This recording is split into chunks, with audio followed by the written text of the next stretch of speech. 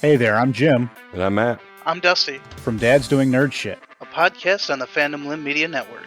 We talk about all kinds of nerdy stuff. From Dungeons and Dragons to the MCU. From video games to semi-current space news. And anything else that catches our attention. New episodes go live every Monday morning on Spotify, iTunes, or wherever you listen to podcasts. We can also be found on Facebook, Instagram, and the Twitter. So roll the dice and join us as we discuss the things we love and the culture around being a nerd. Hey guys, if you're a fan of this show, then you know that I do a little intro to each movie at the head of every episode. Well, it turns out that this franchise will be our last to feature the intro in this current format. Beginning in 2023, we will introduce the movies in some other fashion. But for now, here's a little bit about the 1968 classic, Planet of the Apes.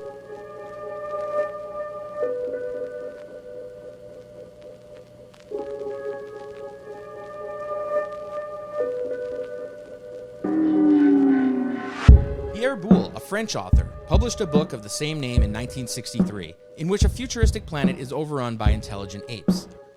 The rights to this book were purchased by American producer Arthur P. Jacobs, who tried for years to get others on board with this crazy idea for a movie. At the time, science fiction was mostly for B movies, and certainly was not taken seriously. It wasn't until Jacobs' other film production, Dr. Dolittle, a movie that featured talking animals, took off as a bona fide hit. It was at this point that then Vice President of Fox, Richard D. Zanuck, greenlit The Planet of the Apes. Directed by Franklin J. Schaffner, written by Michael Wilson and The Twilight Zone's Rod Serling, and starring Charlton Heston and Roddy McDowall, The Planet of the Apes went on to be a roaring success. You might even say that audiences went apeshit for this movie. It was so popular that it went on to spawn 4 direct sequels, a short-lived TV show, and 2 official series reboots. Today, the original is probably best remembered for its conclusion, which is considered to be one of the greatest twist endings to a movie of all time. But what did we think of this movie? Friend of the pod and editor Don Fisco joins us once again for this one. So slap on your prosthetic monkey faces, crash land your spaceships onto a barren wasteland, and curse those damn dirty apes along with Harris Collin and me, Matt McGregor, because we watched the first movie in the Planet of the Apes film franchise. This is 1968's Franklin J. Schaffner classic, Planet of the Apes. This is a show about franchises, science fiction movie franchises. You're listening to License to Watch. You maniacs! You blew it up! Oh, damn you! God damn you all to hell! Why in the world was this movie made?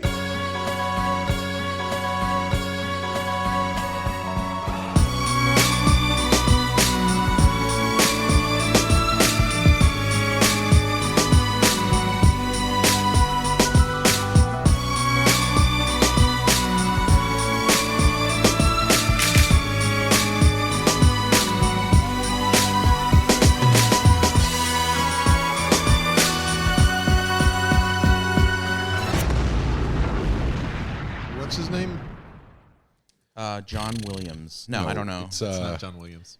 Oh, it's wait, it's not. It's the guy who did Alien. Yeah, that's what I was going to say. It's like it's one of the 3 guys that were doing all the scores of all the movies. It's not Silvestri. It's Silvestri's the Avengers guy, and he's Predator. I believe it was nominated for Best Score in 68. Goldsmith.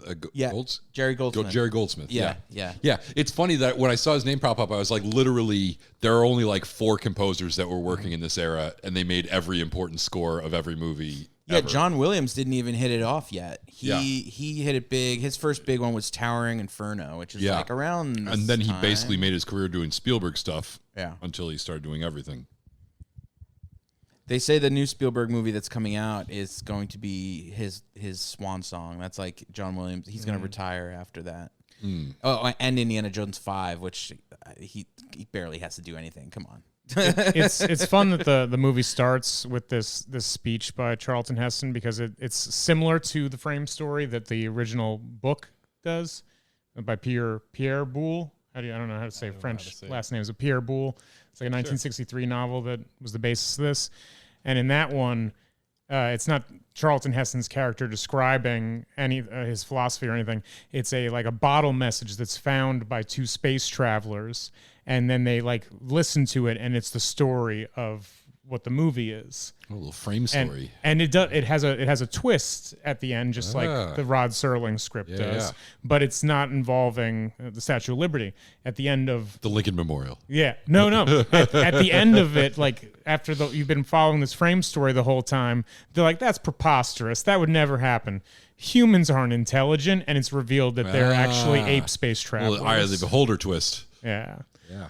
Well, just like the cold open of this movie, which is called Planet of the Apes, by the way, we just got a delightful cold open introduction to the movie and the story that it's based on by our guest for the evening, Mr. Don Fisco, returning Hello. guest. I should add, we had you on about a year ago. Yeah, do you have a gold jacket yet? What is this? What's the number? No, of, I think I'll wait until my 5th appearance. If we Get a members only jacket. we get a jacket system at some point, that would be really exciting. I would say the 5 Timers Club. Like, we have to do something for that. Yeah.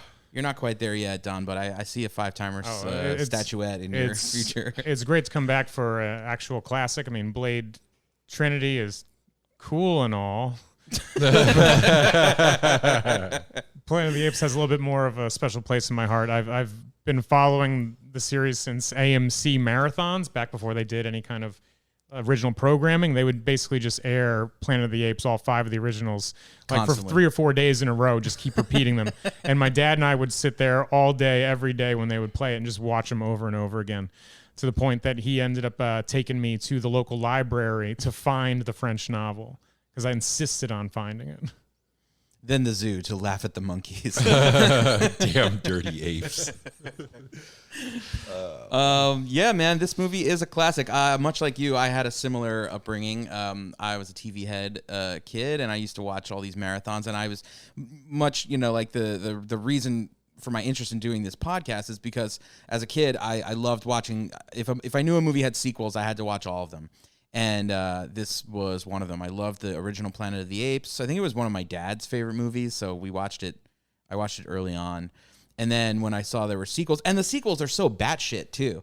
The second one is like really out there. Oh, worshipping the bomb? Yeah, and the people you could see through their skin, and like the underground world, and like it really takes a turn. I feel like if they, did this today, or they did do this today, but the sequels. What would they do if they did this today, Matt? Yeah. Well, What's your hot take on it's that? fun with the Planet new Apes? series with James Franco. They start off the new trilogy basically at movie 4 in the original trilogy. Spoiler alert. Like they don't start in the far future. They start at the earliest period, which is like They do it 3 and 4 chronologically of the original. Yeah. Yeah. Well, I guess they figure everyone knows the twist already, so let's just get to the origin or whatever. I've never seen I saw the first Franco movie. I've only seen the first one of these. Oh. I have seen, and honestly, like I realized when I was watching it this time, I only saw it once a few years ago when I finally begrudgingly watched it because everyone says it's a classic. Because I used to see it on TV all the time, and I would be like, "Oh, it's those people in the terrible monkey masks, and they're just terrible. And they're just fucking talking all the time, like just like the whole movie is just like blah, blah, blah, blah. Like I wanted action and adventure and stuff, and all it is like discussions about." Are apes equal to people? Oh my! Why can't these people? Okay, I have a theory. 60s sci-fi. That's the best. I have a working theory about Harris's love of film, or lack thereof, I should say.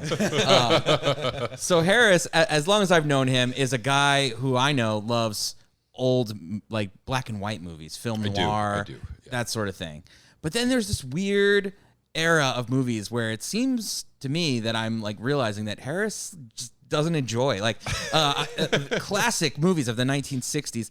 Another one that comes to mind, Rosemary's Baby. Yeah, I'm not a big fan, and I love Roman Polanski's other film, but I like his black and white. But I like, Repulsion and if this movie were black and white, Harris would Knife in the love it. Water. Yeah, I probably would. If the first Planet of the Apes movie was black and white, I probably would have watched it earlier and then watched the sequels just because. But I didn't, and so I haven't seen any. It just is. But what's crazy to me is like your reasoning. It sounds like for at least both of those movies is like it's boring and like a lot of talking. It seemed boring on TV. Well, I never watched it, so I guess I wasn't making an informed opinion. But whenever I would see bits of it, I would think it was a lot of like I didn't think the monkey masks were impressive, and it seemed like there was a lot of just discussion. It was a lot of just like them talking about stuff rather than actually, crazy shit happening. Although having watched this now.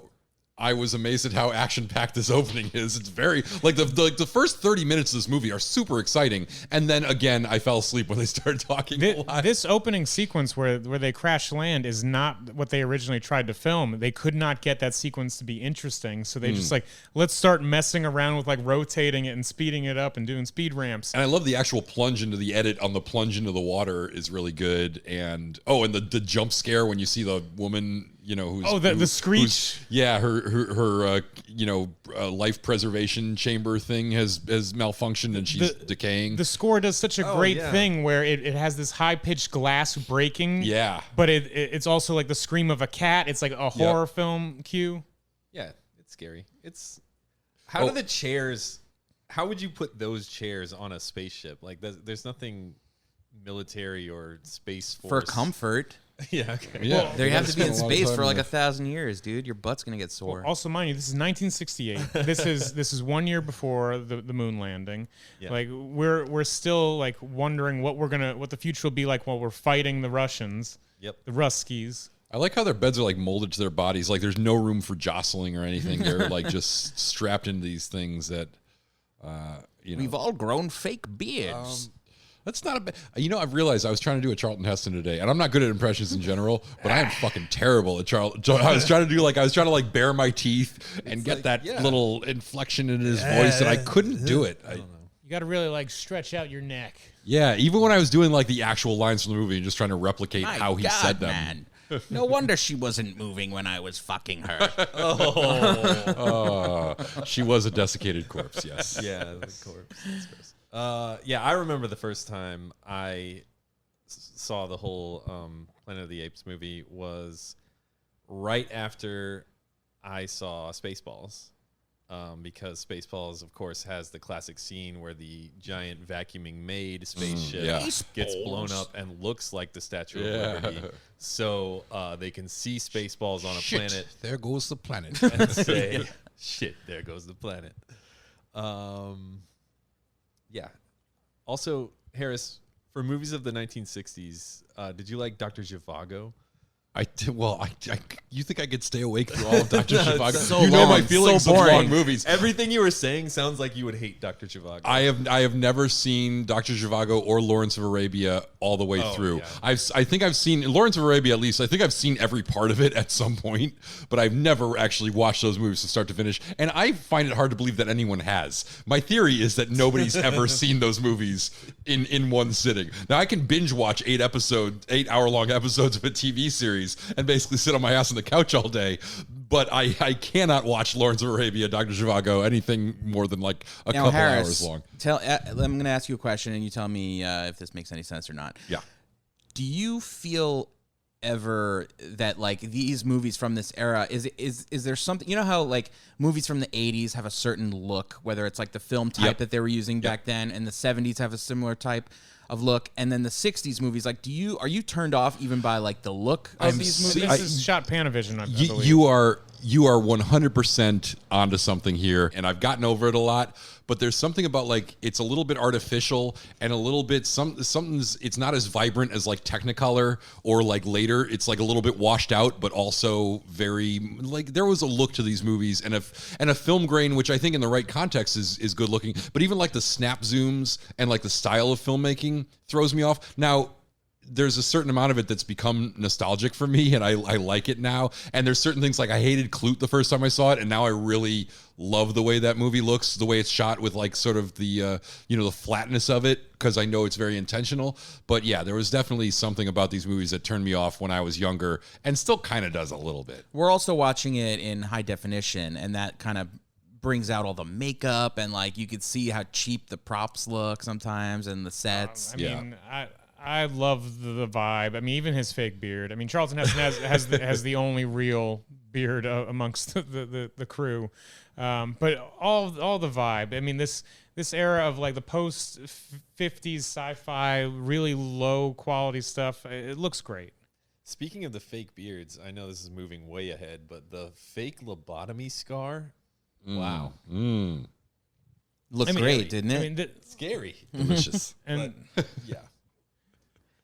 The movie we're talking about, of course, is Planet of the Apes, and the show you're listening to is Licensed to Watch. I've already introduced our guests, but I have another special person to introduce. Our new engineer, permanent engineer? Wow, Mr. Christopher Gill. Here he is. Hey, guys. That was a sassy intro. Very sassy. Welcome to the show, Chris. Thanks for pushing the buttons. I don't have to wear headphones. I can hear the sound of my own voice. It's horrifying. Speaking of horrifying, I saw Smile last night. Yeah. Yeah. Very good. Very scary. Was it? You're the first person who's had good things to say about it. I've known. What? I've known I said it was good. Oh, did you? I didn't hear that from you. So you two have said it was good. Yeah. No. I heard people say it was okay, but everyone's like, oh, I thought it was going to be really, really good, and everyone's like disappointed with it. Oh, I thought it was excellent. Oh, okay. I thought it was like it's definitely my top horror movie of the year. It's like Have you watched Barbarian? no, I heard that was excellent too. Yeah. See, I've heard good things about that. Barbarian was a great surprise. I went and saw it because actually our one of our good friends who's in some of our short films that we've worked on the past couple of years, he's in it, and I don't want to spoil too much, but I'm scared of him now. Yeah, I've heard good things about Barbarian, but Smile, I think it was more like higher expectations because people thought it was going to be really good, and then they were like, yeah, it's fine. But but it's kind of like It Follows, but not as good. You know, it's like that's what I've heard from multiple people. So it's good to hear that other people liked it. But It's like It Follows and The Ring in the sense that there's like a mystery Right. and they're trying to figure out by the end, before they die or whatever. But I went in thinking it was going to be this like low budge because all I knew about it was that this movie was originally supposed to be on like Paramount Plus or like whatever streaming service owns it.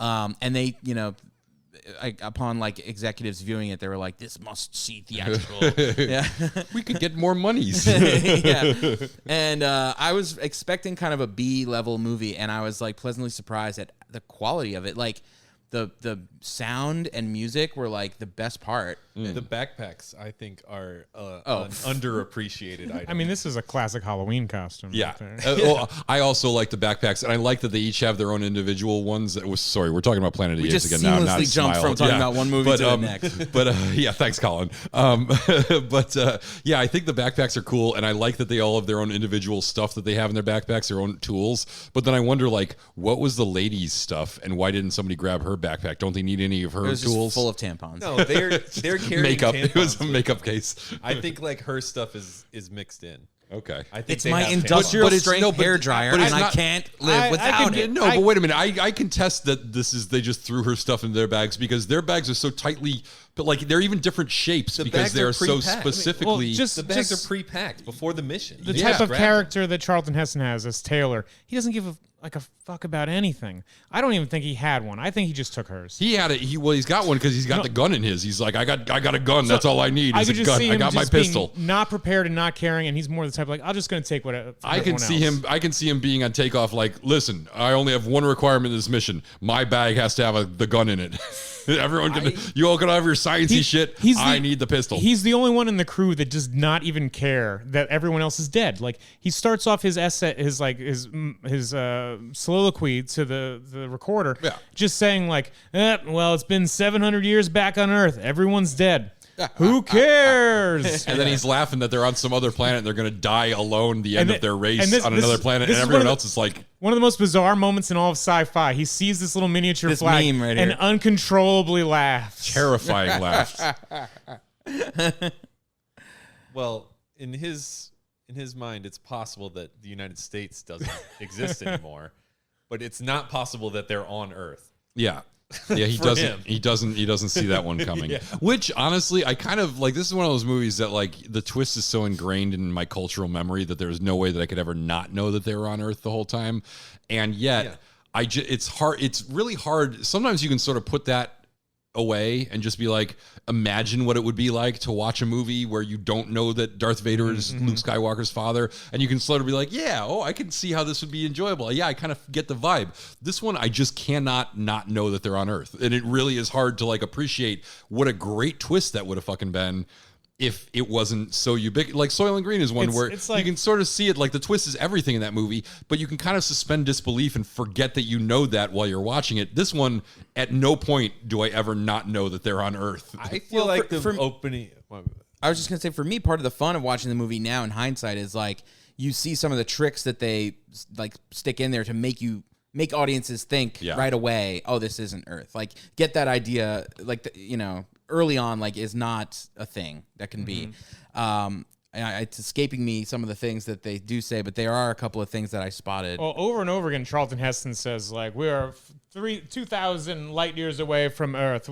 We are in the Betelgeuse system. Like, he like spells it out for you, like, very directly from the very beginning. Yeah. There's no way we could be on Earth. I think it sounds like he's not even talking to the characters. I feel like he's talking to the audience and saying, like, we're not on Earth. Trust me, there's no way we're on Earth. They check the air level, like, before they open the hatch on the thing.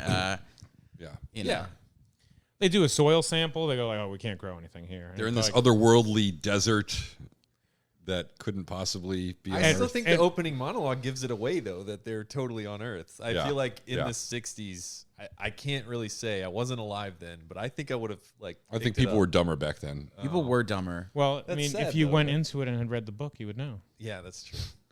It plays to me like a long Twilight Zone episode. Well, Rod Serling, he co-wrote this. I forget the other guy that he wrote with, but there was multiple versions of the script where they're just like, we got to make this a little more family friendly. Throwing a bunch of jokes in there, like the see no evil, hear no evil during the trial later. Classic. Oh, yeah. I don't understand the whole character of Zira's nephew nephew, right? Cornelius? No, not Cornelius. Their little what's child his name? The child. It's like the nephew. Ape. Yeah, he's a nephew, right? I don't understand his purpose in the script at all. Like, why couldn't they just bust him out themselves? Lucius. They were hoping to sell played by plush Lou Wagner toys from of Chips. And then they have a bunch of dialogue about how he's like, never get old, kid. What the fuck? I have a lot of like funny things that I noticed. Like, okay, so we haven't gotten to the apes yet, but you get to their society and you see their culture and like their clothing is cool and futuristic looking, but like their place kind of looks like the Flintstones town. Yeah, very Flintstone-y. Very much a budget constraint that they have. Very much so. But like there's even a part where like they're at a funeral and Charlton Heston's like sneaking around and a little kid like spots him. It's a wake, and like I noticed that the apes are all just wearing like their normal clothes. Like they pretty much just have one outfit that they wear. Yeah.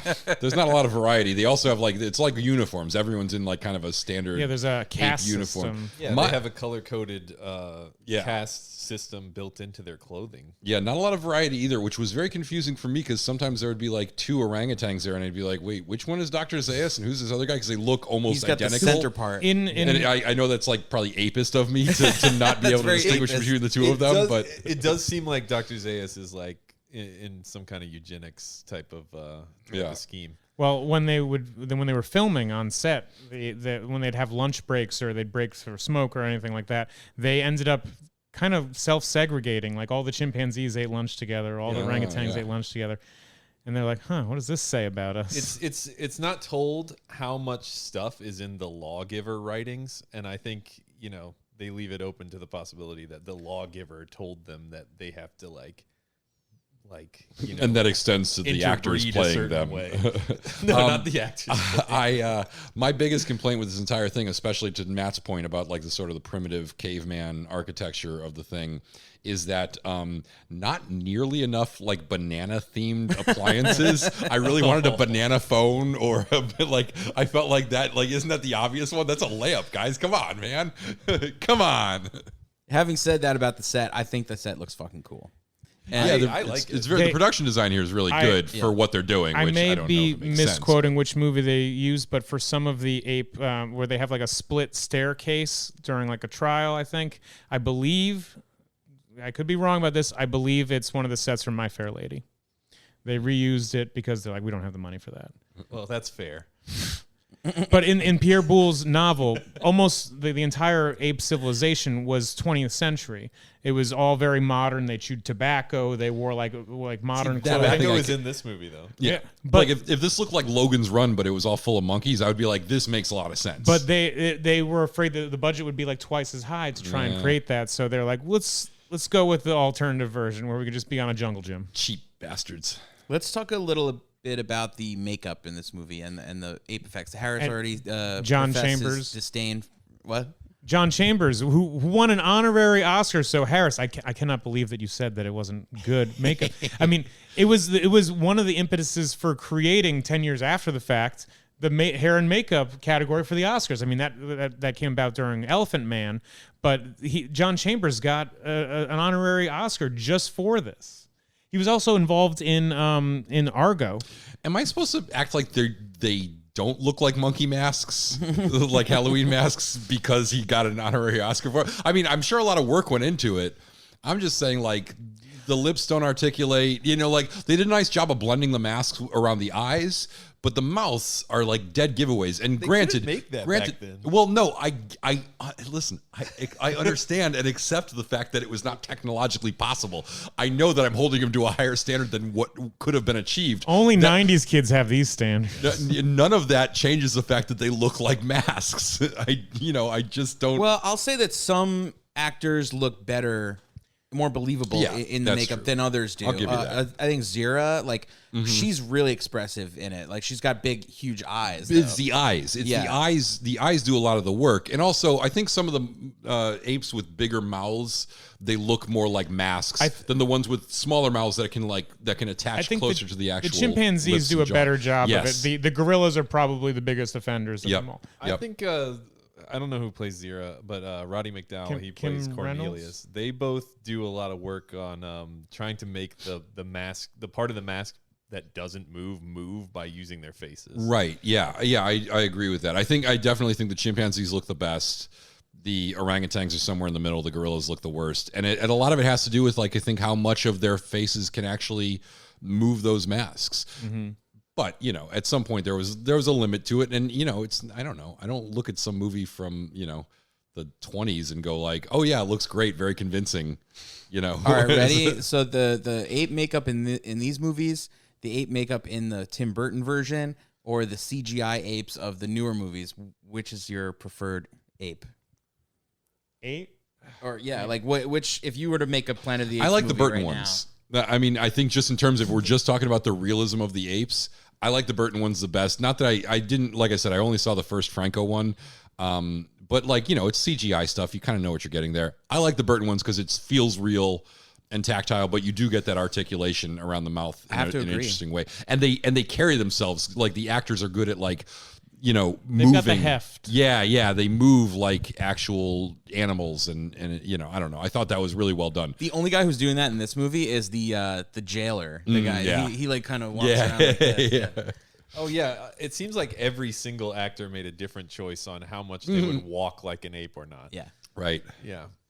This part's cool. We're watching they're walking through like the canyons, and we're seeing for the first time signs of life, and we can't quite tell if they're human or ape or what at this point, but they're beautiful. Like, what a completely insane otherworldly place they found for them to walk through. Just like, it looks like another planet. Yeah. All the while, it's like this really slow music being like, woo. Yeah.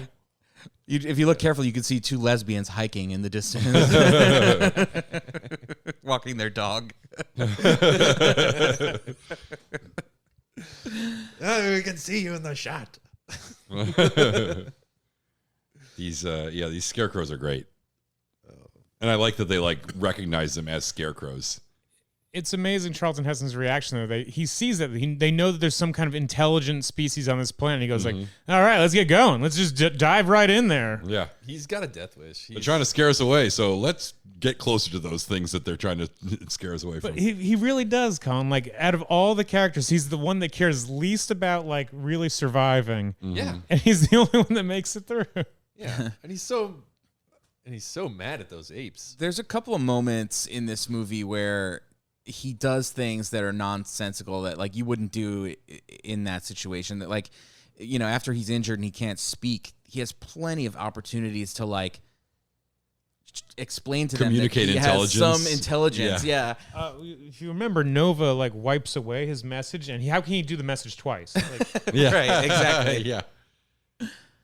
Yeah, I thought that was funny too. Is like, just because you can't talk doesn't mean you can't clearly communicate. And Zaius is like, nod his head. but also no matter what he does, Zaius is like, well, he's very good at imitation, but that's all it is. It's like, okay, I don't know. He's clearly I don't know. Zeus becomes a more interesting character when in the end he goes like, I know about that they're intelligent humans, like, but that's against my religion. Yeah.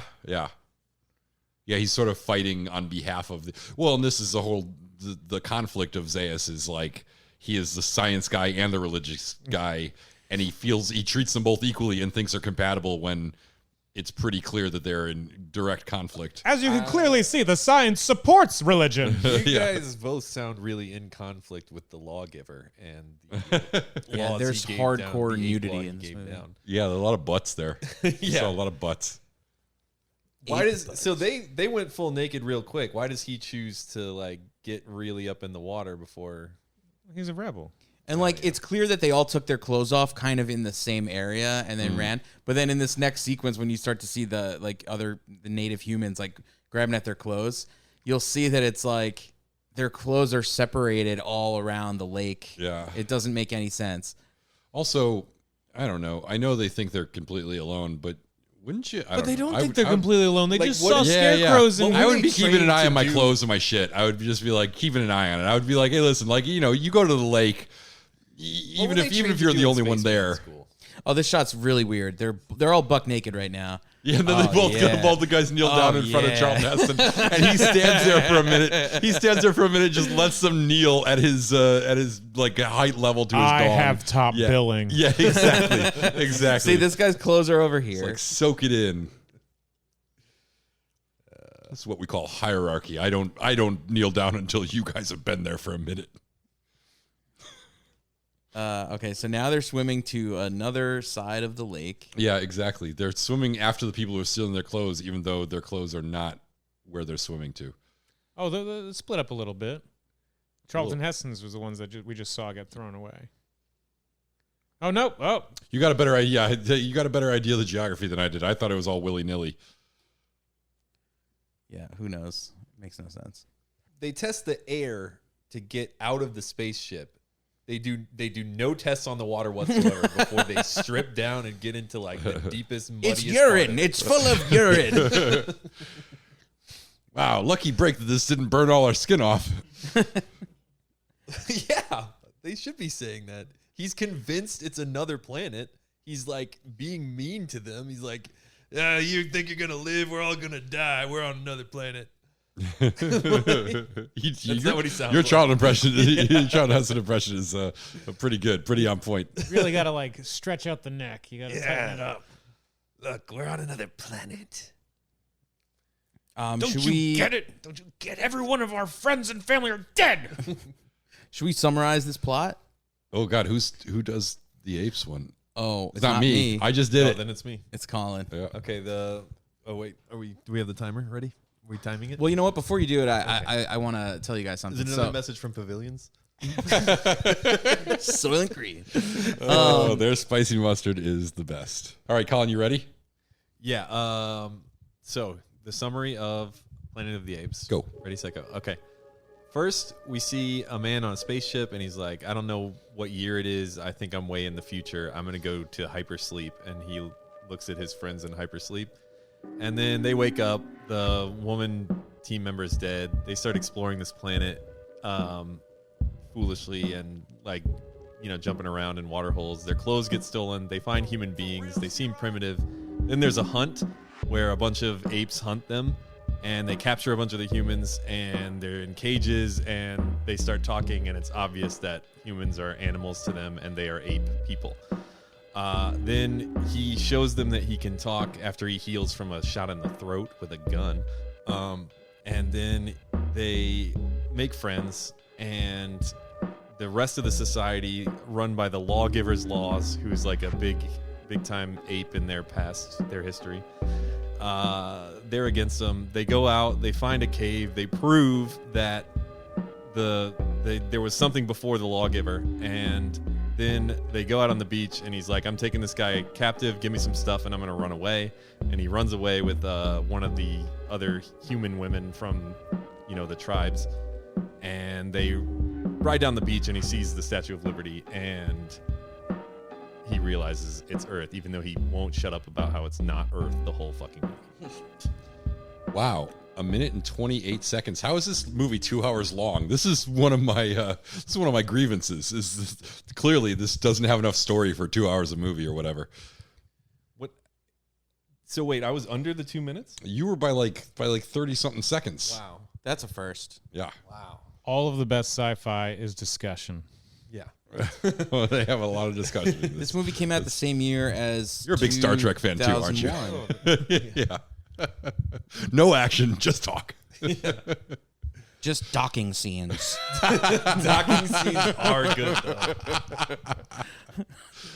Usually, like if you get a good docking scene, you've gotten a good shot of. Oh yeah, that's right. Just slide it right in there. Is that Charlton Heston? Charlton Heston doing a docking scene. Just slide it right in there. Wait, this movie came out the same year as 2001, no? 1968? Yeah, it's a big sci-fi year. I mean, it was a big sci-fi period. I mean, where all of America's eyes are turned to the stars. We're in the space race. Yeah, that's true. Cowboy films are dead. Yeah, they're on their way, for sure. They're still around in the 70s, but that's kind of their last decade, I think, right? Dying out. I mean, but by that point, they're like grandpa films. Yeah. And then they have the sort of like the anti-hero, anti-Western stuff, where you start getting the, Outlaw Josie Waleses and the McCabe and Mrs. Millers. In the 70s, yeah. What year was Butch Cassidy? Sundance. I think this year also, 68 or 69. Yeah. I think the film grain, the color of the film, I think it's nice. You got a lot of warm tones. Charlton Heston just got shot in the neck. And he's like, it's okay. But it's just like a flesh wound. It's like right on where right it in the would trachea. kill him. He's dead. Guns don't kill people, Colin. He's dead. He looks dead. Movie over. I believe all of the Planet of the Apes movies, besides the fourth one, are rated G because they were family films. Wow. Yeah, the fourth one's rated And then R. meanwhile, Look at those human corpses hanging from the line. About to be very served family up. friendly. We've caught several of the black wigs. They all have the same black wig. Yeah. Except for this one. We'll call him Bright Eyes. Because of his bright hair. Makes sense to me. Does anyone else wonder what like the technology would look like for how they made those cornfields in the Forbidden Jungle, or not Forbidden Jungle, the regular jungle? This is Forbidden Zone. Yeah, it's next to the Forbidden Zone. The Forbidden Jungle is next to the Forbidden Zone? The regular jungle is But next to the they Forbidden have Zone. a working camera. Yes. They have And a guns. camera. They have guns. They have rifles that look very sophisticated and modern, and yet they live in caves. And horses. yeah. You'd imagine it'd be more of like an arquebus, like something like late 1600s type of firearm, but no, it's like Nope. 1930s kind of. Yeah, that is true. Do we ever see them with guns ever again in the movie? Is that the only part? I believe at anyone the that end. would have guns, Yeah. gorillas always are moving around with guns. This Yeah, Dr. the Ape end of looks the real movie, scary. Heston has a bunch of lines about the gun and how he wants What's up, it and he baby? wants ammo for it and he's pretty good with it and all that shit. Yeah. I like the jail set. It just looks like the old LA Zoo. That's true. Is that where it is? No, but Filmed live on location at the old LA Zoo, featuring actual LA Zoo monkeys. Yeah, see, He's lost a lot of blood. She He got looks good. shot in the throat. they before, like a year before this movie came out, they did a makeup test for it. And they gave like $5,000 for it, and it really just looks like really creepy, just humans. There's not too much like on top of their faces. They just like horror creatures. they're like, perfect, let's make a movie. Well, I think they made the right choice making them look more ape-like. I think that's definitely. For me, yeah, like the part of the mouth that looks, just like it's not moving. It's not a part of a face, right? That does bother me, but when you look at the wig part of it, yeah, it looks great. how much time do they spend brushing back that hair, like in their ape society? Yeah. You know what I mean? Like, And do they have a nobody has a perm. That's like not a when they thing see for him apes. shave, they're I like, feel "What the fuck are you doing?" I feel like they could have an ape with a perm. That would be a way to distinguish some of the orangutans. It's like, oh yeah, Dr. Zayas, he's the one with the afro. Dr. Zayas, Harris, much like your banana issue or that you had earlier, I feel like there's not enough scenes in this movie of them eating bugs out of each other's hair. Yeah, there should be occasionally like somebody just like grooms the other one. Time for me to take a bath, and then they just sit down and like 4 other apes come out and start eating bugs off of them. But that's not they're not at that stage. They're they have horses and buggies and stuff. I don't know. They could probably still eat a bug out of it. Who's got the coolest ape look and the ape costume, like clothing? Zira, right? You think so? I think Zira's got the best face and hair. Yeah, her hair is cool. Her chest thing is a pocket. The other ones don't have that. Yeah, that's true too. I kind of like Zayas' whole like, hey, I'm an orangutan and I wear like this orange outfit. Like I like the uniform, like the monochrome. I see where you're coming from. Dr. Zayas is just too hateable of a character. You almost can't choose his costume. Just I love you, Dr. Zayas. See, he keeps pretending he can talk. I love the jailer. He's one of my favorite guys. Should we do some top 4? Can we even do that for this movie? Have we done? How does that work? Oh, top 4. Wants to run it. Have we done Charlton Heston? Did we do him for Soylent Green? I don't remember. We probably did. We did. Yeah, I would assume we did. Yeah. Who else can we? Oh do? yeah, because he had all the like it was like Omega Man and Soylent yeah. Green. You It was could like do all the top 4 for Roddy McDowell, and it would be Planet of the Apes 1, Planet of the Apes 3, 4, and 5, because he's not in 2. Yeah. Okay, I'm gonna look up Roddy McDowell. All right. Yeah, he's probably the only top 4. Charlton Heston shows up in 2 at the end, right? Isn't he only in like one Yes. scene? So originally they really wanted Charlton Heston to come back for the second movie, and he's like, absolutely not. What you should do is I'll show up, and then they just kill me instantly. And they're like, we don't really want to do that. That's such an actor thing. If he doesn't want to be in the movie, is like, okay, I'll show up, but you got to kill me off right away. So in the screenwriter was like, well, what if you show up in the beginning for like a second, and then you're not there again until the end, and then you die at the end? He goes, oh, that's perfect. That's great. Like that's he's just enough. Just work pay me that I'm whatever willing you to want. do. But you're still shooting me out in a day, right? Yeah. All right, are we ready for top 4 with Roddy McDowell? I'm ready. Oh my God. Yeah, you guys are gonna love this. Dear God. All right, who's first? That's Oh, correct. Don, do you know how to play Guest top goes 4? first. You say the top 4 most popular movies they. According to actor- IMDb. Just guess to one of them. IMDb. Well, I'm going to go with Known for. Planet of the Apes. Planet of the Apes is incorrect. What? That's impossible. That's impossible. Oh shit. God, I'm not really trained in the ways of Roddy McDowell. I'm gonna say Planet of the Apes 3, Escape from the Planet of the Apes. Escape from Planet of the Apes is incorrect. Fuck. Wrong. Oh my God, it's got to be one of them. Is Revenge of the Planet of the Apes a thing? That's not a thing. No. Star Wars crossover. Wait, should I guess a different one? What's the second one? He's like the star of the third one. I can't imagine if that's not in his top 4. I don't know. Zira's the star of the third one. No, I'm they gonna both, guess- they both I'm are. gonna 'cause guess. they're- I think he was. I think he played a disgruntled teacher in a great movie called Class of 1984, which I think I've mentioned on this podcast. Oh several yeah, times. you always I'm mention. gonna Oh, guess that one. came out a couple years ago, right? It came out in 1984, I think. No, what? Oh, there's a All right, what is movie your in guess? 1984. Class of 1984. That's wrong. Wrong. Wow. All right. Do we need a hint at this rate? Yeah, I'll go with the hint. The first movie on here is from 1985. And it is a scary movie.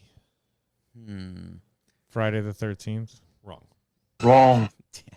A scary movie from 1985. Does it have sequels? I will tell you soon. Oh, so that means yes. This is gonna be To impossible. look it up. Oh, he doesn't know. Yeah, or a remake, I think.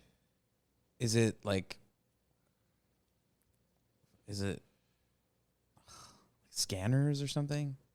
It has It has a remake from Yeah, what year did the remake come out? 2011. Oh shit, yeah, that's helpful. Is it The Crazies? Oh, we're onto something now. No, it's not The Crazies. Wrong. Scary movie is a better hint than it even seems like it is. Like that it is a scary movie. It's scary, and it's a movie that you would probably watch after the sun goes down. I have no fucking idea. I'm going to continue guessing ape movies. It's from, go for it. Is Beneath the Planet of the Apes an ape movie? Beneath is incorrect. Okay. Wrong. But it is an ape movie, though. Maybe. Yeah, Beneath is the second. Yeah, he's not in that one. Oh, their kissing is so weird. Sorry. Oh yeah, you got to peck, but like real mash. mouth to mouth. Yeah, top front of the mouth, pecking hard, Yeah. but you got to pull back quick. Yeah, and then you go. You want to break your mask. Yeah, there's a lot of face mashing. Whose turn is it? Don. It's a scary movie you would watch after dark from 1985, or one of the 3 other movies in the top 4. Nightmare on Elm Street. Nightmare on Elm Street is wrong. Wrong. Scary movie that you would watch after the sun goes down. So that implies that's that a hint. It's a scary nighttime movie. Yeah. Vampire movie. Oh, Fright Night? Fright Night is correct. Ooh, yeah. Wow. All right. So we need a new hint, basically, because we're in the Probably, hint yeah. round, and we've guessed the hint movie, right? We're waiting. Yeah. All right. One of these movies is from 1963. Ooh, the year of our Lord. It is about a historical figure. You truly are the king of kings.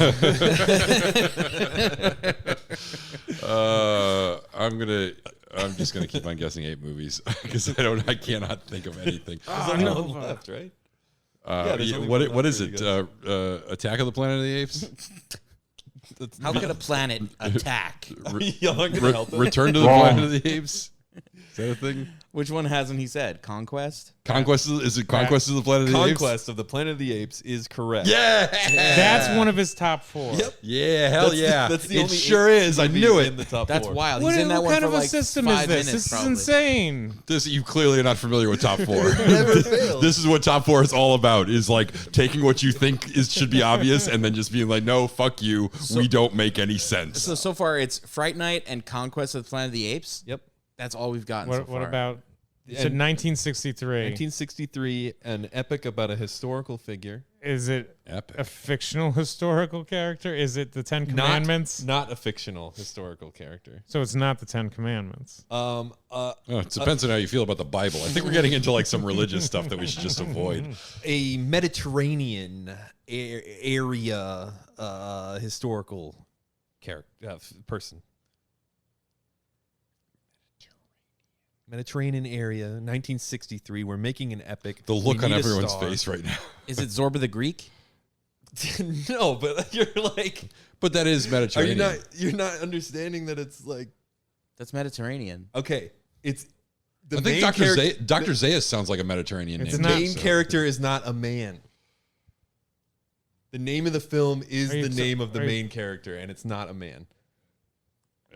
So it's not Dr. Doolittle. So close.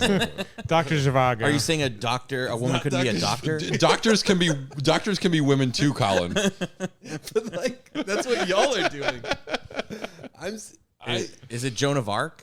Wait, No, was it's not Dr. Wrong. Zhivago a woman? I never saw it. Lawrence of Arabia. That's a woman, right? Are any of you Wait. guys related to anyone named Anthony? Cleopatra. Cleopatra is correct. Okay. So we got one more. Mediterranean. You I know, would've it's said- definitely did the doctor woman thing when I was like, it's a historical figure. You know what's funny is that I am currently winning this top 4, and I've never been less proud of something. There are no winners here. All right, Who my does he hint- play? He plays Mark Antony. I don't know. He What is plays he- Cleopatra. Yeah. My memory of the movie Cleopatra only has scenes with Cleopatra in them because I have only seen it in parts. It was very expensive. He's still in the ape makeup in that movie. Cleopatra, I don't believe what you're doing. That would be good. He just always plays an ape. Yeah, wait, Roddy McDowell doesn't look like an ape all the time? No. There's still one more movie in top 4. Yeah, I know. We're waiting for another fucking hint. All We're right. not going to get it without it. You might have to like start spelling the name of the movie, and then we just get like C. The third letter is like C. It's like at the end of Wheel of Fortune when nobody has come close to solving the puzzle. They're just like, all right, we're just going to start putting them up there, and you just yell out when you're not lost anymore. The fourth one is a movie I think I would be able to guess, but Oh God, that means Well, it's that helps. idiotic. I don't know about so you it's guys. dumb and long. It's not long. It's very funny. It has a yacht. Do you guys remember the guy who played Richie Rich's dad? Yeah. What's that guy's name? I don't know. This movie Anyways. has him. Yeah. Okay, good. It also has someone. That's too much. Well, there's no such thing as too much in this right at this point. It also has someone that's also in Private Benjamin. Overboard?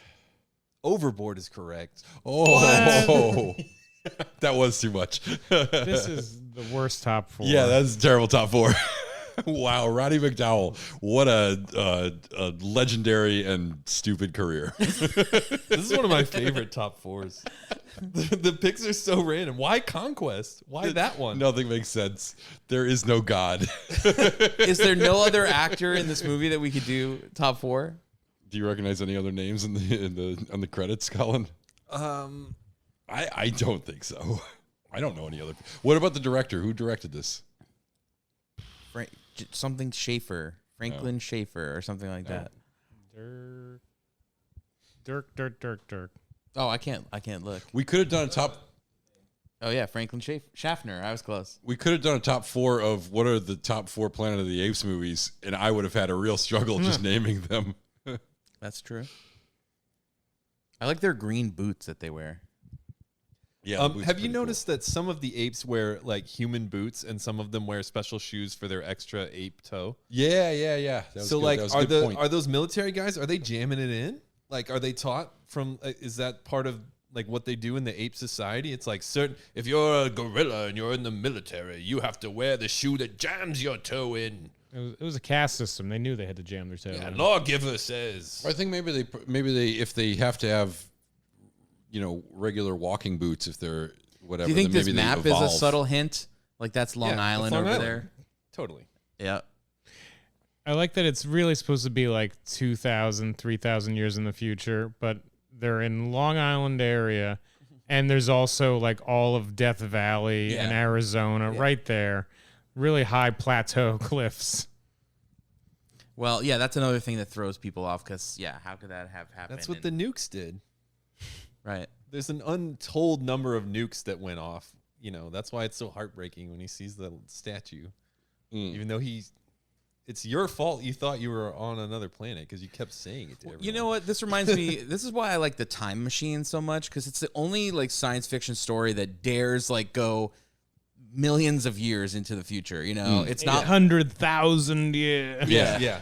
It's not like Nothing is recognizable. yeah. It's all insane. Did you and- guys yeah. watch the early 2000s Time Machine movie? Yeah, with Yes. Guy Pearce Where and they- Orlando Jones. Where they blow up the moon, Yeah. Oh, and they're like, "God damn it, you blew up the moon, you bastards! You maniacs! You blew it up. The moon. Like In this one, This the moon is time, what you the blew moon. up. like he comes out of the time machine, like fast forward period of it, just to look up to see the moon cracking, and he's like, "No, the moon." That sounds pretty cool.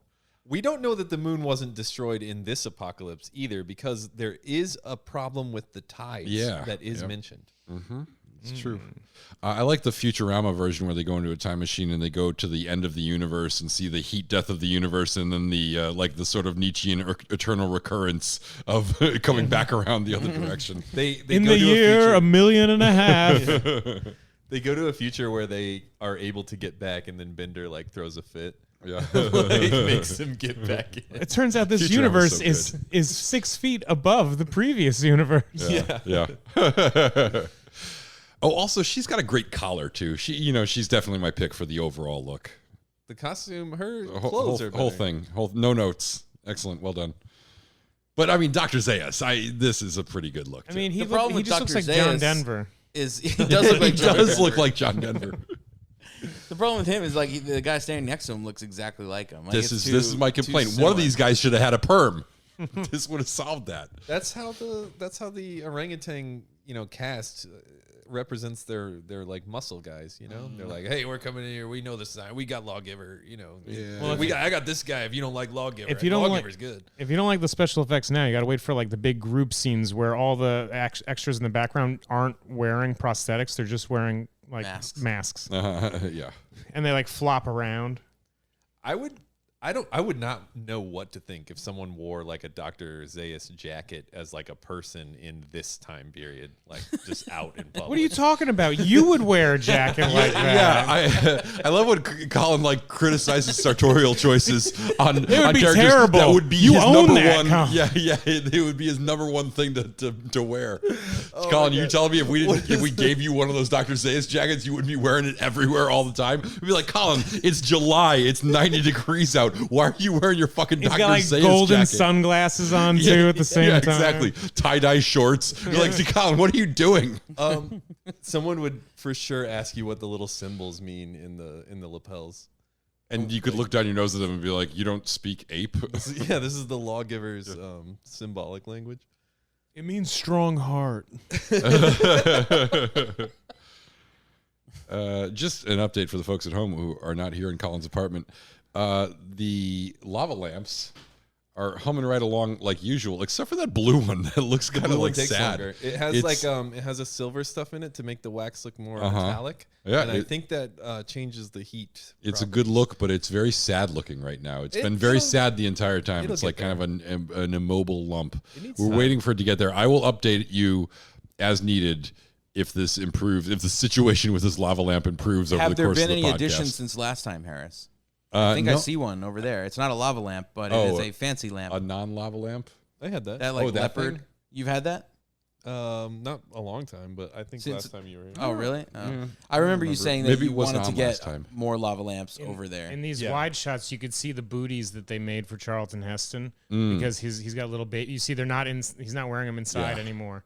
Yeah. But in that exterior scene, they gave him these little booties because his sensitive little feet couldn't take it. My toesies hurt. Just as somebody who has only gone barefoot like 4 times in his life outside of a showering situation, I have to say that running around outside with my feet they're very sensitive and it hurts a lot. And I would definitely request little booties. I don't look down on Charlton Heston for that. Well, I mean, just like the whole Dr. Zaius jacket thing, like. It might be fun to wear one. I think it's fun sometimes to not wear shoes. I just don't want to hurt my feet, so I can't step on sharp rocks. I see guys hiking in Runyon with no shoes on, and I'm like, what the fuck is going on? No, just absolutely. And honestly, that's like one of those things where it's like, yeah, sure, you could do that. Apparently these guys are, have toughed up to their feet to the extent that they can get away with it. But also, you're just showing off. Like you just you don't have to do. You could wear shoes. There's technology called shoes, and you can put them on when you're fucking hiking. If you're hiking in Runyon, you're generally there to show off. That's true. I do it every week. I do it for me. I'm there for me. I mean, I look good, but it's not. That's not what it's about. This escape scene, like I love that all the stunts are like so slow. And there's a lot of bananas in that marketplace, right? There are. And can we turn some of those into like phones or something, please? Can we have like a banana gun, like at some point? Yeah, like this is before the days when like they trained. You're gonna do 6 months of training before we start filming this movie. Like big Paul Greengrass editing. Yeah, we're gonna say my toesies. Gonna teach you toesies. You're gonna study a combination of Krav Maga and capoeira. And that's what we're going to use as the, ape fighting style. Instead, they're like, hey, here's a stick and a net. Try to look menacing. I'll film this after my smoke break. Yeah. And And I love that they're like tossing these nets, and the nets never even like. I mean, in the horse scene, they get him in some nets, but in this, they're just throwing nets at him, and they're about as effective as if you or I tried to catch somebody in a fucking net. Just throw it in the general direction, and they don't, and it doesn't land on them, and they're just like, oh yeah, scary net. It looks like even if it did land on him, it would do nothing. Right, exactly. Yeah, it's like barely big enough to cover him. Did you guys notice the wax museum is not wax people? It's just extras like standing really still. Yes. Yeah. Which is awesome. Which is a nice budgetary thing. Is it supposed to be a wax museum? I thought it was supposed to be stuffed people. It's like a museum of natural history. Yeah. Exactly. Yeah, but I thought that was supposed to be like stuffed. Like they take the humans, they taxidermy them. Oh, that's right. That's true. They have like a Madame Tussauds ape. Yeah, exactly. Like the apes, the fake apes are wax. These are just stuffed corpses. But like you can tell that they're actors. Like you can see them move. Yeah. They're not very good at acting still. What if that means the ape domination is so so powerful that they convince those like humans as animals to stay really still? See, like that, they could have just freeze framed that when they got the close up of the guy. They didn't have to have him moving there. The end of the third movie has Cornelius and Zira's like child in the present, and it's just like a regular old chimpanzee, but they want it to say "mama" over and over again. So they replay like the same like 48 frames and just like play it and reverse it, play it and reverse it. Just go "mama, magic, mama, movie magic." Ma. But then that's the end of the movie. That's the last bit of the movie. Excellent. I can't wait. Is that when Ricardo Montalban appears, or is that he's in the fourth one?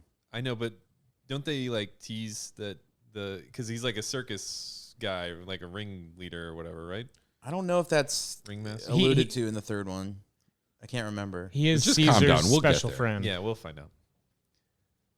More to come. That's a little tease for future episodes of License to Watch podcast. Oh yeah, you can Stay see guys tuned. wearing the masks in the back. Now there's a net. That's what I call a fucking net. Oh, this is cool. That's like the coolest stunt in the whole movie. They netted the hell one out of of the most him. famous lines.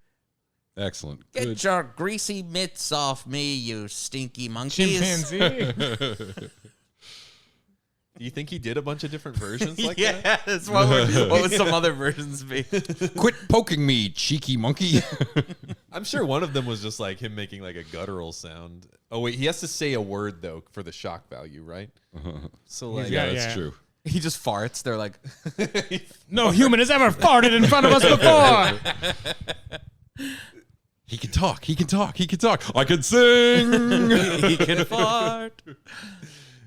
Yes, Dr. Zayas, Dr. Zayas. Are we all have seen that like so many times. I remember a friend of mine had like the Simpsons music on, like it was like I think it was a double disc CD that you could buy. Yeah. Wow. And it was like all the songs from the first like 8 seasons of Do the show. Bart Man. Yep. And that the monorail song was on there. Who needs the quickie That was on mod? there. Yep. So there we have the studio exec's girlfriend playing Nova. Apparently, in the original script, Nova is pregnant at the end, and they were like, "Ooh, I don't know if that's a good idea. She's supposed to be like a dum-dum. Can she consent to this? Like, did Charlton Heston rape her?" That's very like forward thinking. Yeah. That's very forward thinking of them. That they were like, "Hey, we're worried about her being able to consent." Well, they didn't talk about consent. They said she was a humanoid. Right. Yeah. They're more worried about Charlton Heston. Is it okay for our star to fuck a humanoid? This I still seems think a it's little like pretty obvious that he controversial. like intends to have sex with her. Oh, absolutely. Yes. He's definitely like, oh, yeah, this should be easy. He says something here. He's like, "You're not that smart, but you're the only woman in the room," or something like that. Yeah, like I'm not fucking dead monkeys. astronaut. I draw the line at fucking monkeys. He does kiss Zira though. Yeah, well, yeah, he's not above kissing a monkey. I already fucked my dead shipmate earlier in this film. Yeah, it does cut abruptly in that taxidermy scene. He says something I never noticed before, like in the scene right after this when they start the trial, and he goes up to Zira and he's like, "Where have you been? It's been months or it's been weeks or whatever." So like there's supposed to have been a time jump here, but it seems like this is like the next day or something, you know. But you're the only girl in town. You're not as smart as Stuart. He's saying you're not as smart as that bimbo we had on the ship, but you're the only girl in town. Can you love? What is he thinking about the mummy, the scary corpse lady at this point? That he's like, man, I wish I had fucked that scary corpse again. Okay, so when they all go to sleep before Charlton Heston, and that woman was fine in there. And they wake back up. Charlton Heston was alone with her for months. She's dead now. Yeah, suspicious. I mean, if we're just going off the log in the ship, I would say number one suspect would be Charlton Heston. Yep. I left a log in the ship, all right. I'd be curious to know what this girl's acting career became after this movie, if she did anything else. Because it's funny that she doesn't say a word in this movie, but you can still tell that she's a terrible actress. Sometimes you just know. She's gorgeous. I mean, come on, but she can't act her way out of a paper bag. I don't think they're asking her to act well. I feel like she did, the job. She appeared on film. They're like, be pretty with giant eyebrows and don't talk too much. It's don't talk at all. You have to pretend you're not able to. What are these things that they're carrying? I thought they were wine bottles. That's what the first time that he brought them out, I was like, oh, they got some booze. Good. It's traditional that the It's been lawgiver. weeks. See? I'm sure there's a lawgiver thing. He's at this type of meeting, use this. I'm trying to figure out they have paper. They put papers down on their desk. So does that mean they have printers? Xerox machines? I only see them using handwritten things, and I believe the map earlier looked hand drawn. If they have mimeographs, they're those ones that are blue and smell like in elementary school. Actually, you guys are all too young to remember. Do you guys remember having dittos? They used to call them dittos. I remember the printer with the paper that was green and white stripes, and you have to peel the dotted things off. No. Yeah. There used to be. I remember teachers call here's your ditto, and they would hand out, and everyone would have to take one and hand. They were probably real copies. When I was in elementary school, in second or third grade, they had copy machines, but they were blue drums of blue ink, and they would replicate the things, but they smelled it had a distinct, really pungent odor of the ink, and it would rub off on your hands, and they called them dittos, but it was just these blurry blue kind of copies of but they weren't photocopies. They were old-fashioned mimeograph copies. They were think very these weird. Chemicals will affect the kids? Yeah, exactly. Yeah, clearly it was a problem for me, but yeah. Do you think it's possible to switch all paper that you ever use for the rest of your life to carbon paper? I'm sure it's possible. Why wouldn't it be? Is that anything Soylent White? Yeah.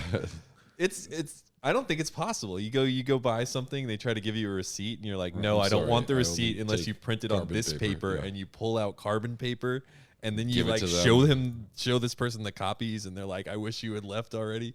I remember I used to work at Radio Shack when I was in high school, and I remember if people paid with a credit card, you had to put the credit card in the thing, slide the stupid thing, and make a carbon copy of it. Yeah, exactly. So Nova was it's Linda Harrison is her name, and she was in Cocoon and The Return. Oh. And but then she's 90 in that, probably. No, that was in the 80s, so she was in her 40s, I guess. But she was also in Tim Burton's Planet of the Apes as Woman in Cart. Oh, there you go. Okay. Well, of course. Who could forget? Right? Woman in Cart. Fantastic Woman in Cart role. She was great. And I think that was a real butterfly moment for her after Cocoon. Well, she hadn't appeared in anything in 21 years, but she's in a new movie this year. What? Midnight Massacre. What? Of the Apes. Yeah. What other movie titles could you add Of the Apes to and make it instantly a better film? I feel like that wasn't just how they figured out the sequels to this. It's just what is a word and then just put Of the Apes after it. So the new movie she's in, Midnight Massacre, an outlaw terrorist organization led by Cleopatra, Mark Antony, and Julius Caesar plot to create a new government after World War III. World War III? Yes. This makes perfect sense to me. I mean, it all checks out. Yeah. Everyone knows about this upcoming I'm movie. not a historian, but this all makes perfect sense. Were those historical figures you were naming, or just hip like youngster names. The hip cool names. Yeah.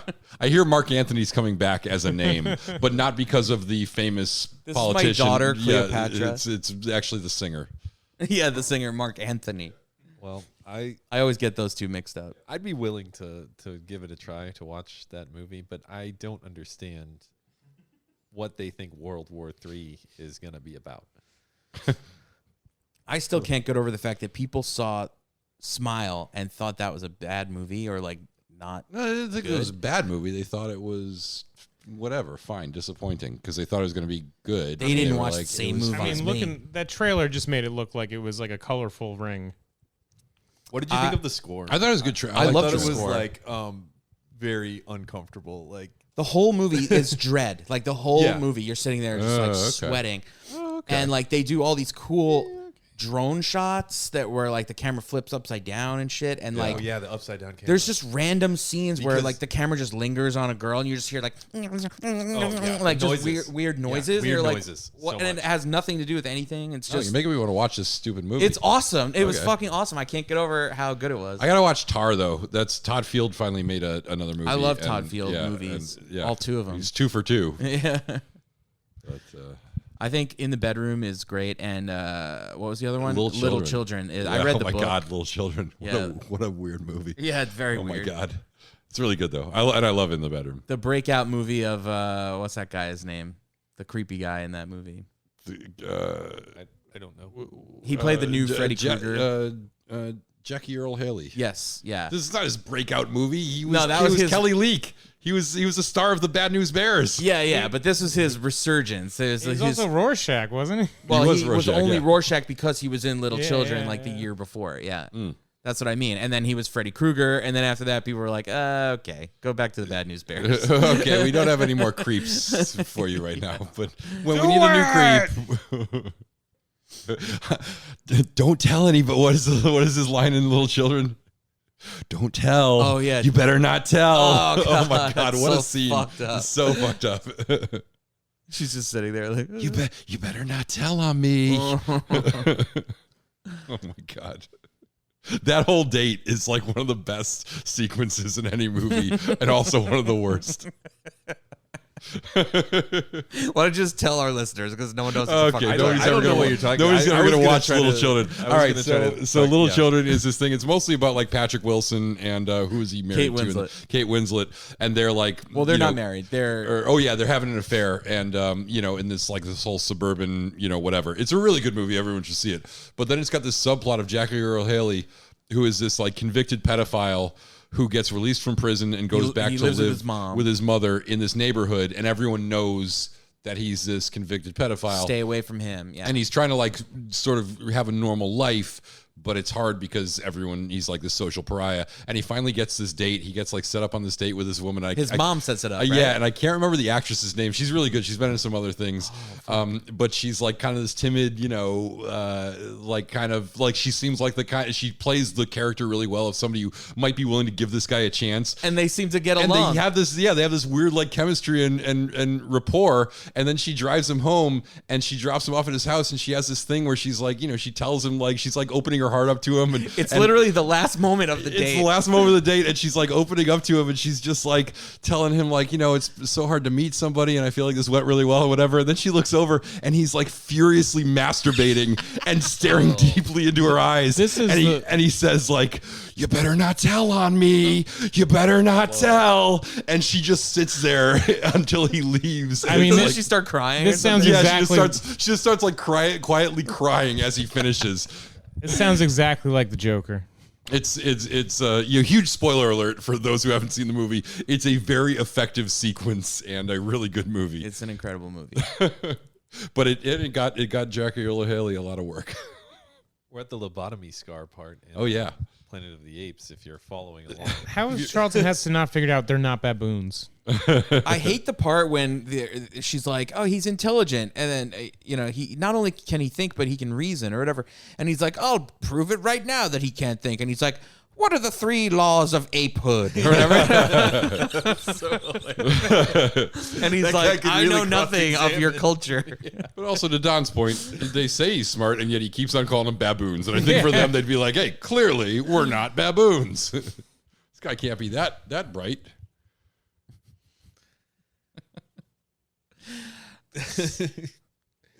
Oh, he can't reason. What does he know about? It's just ape that they law? have this combination of like medieval European technology and then like modern guns and like a camera from 1890.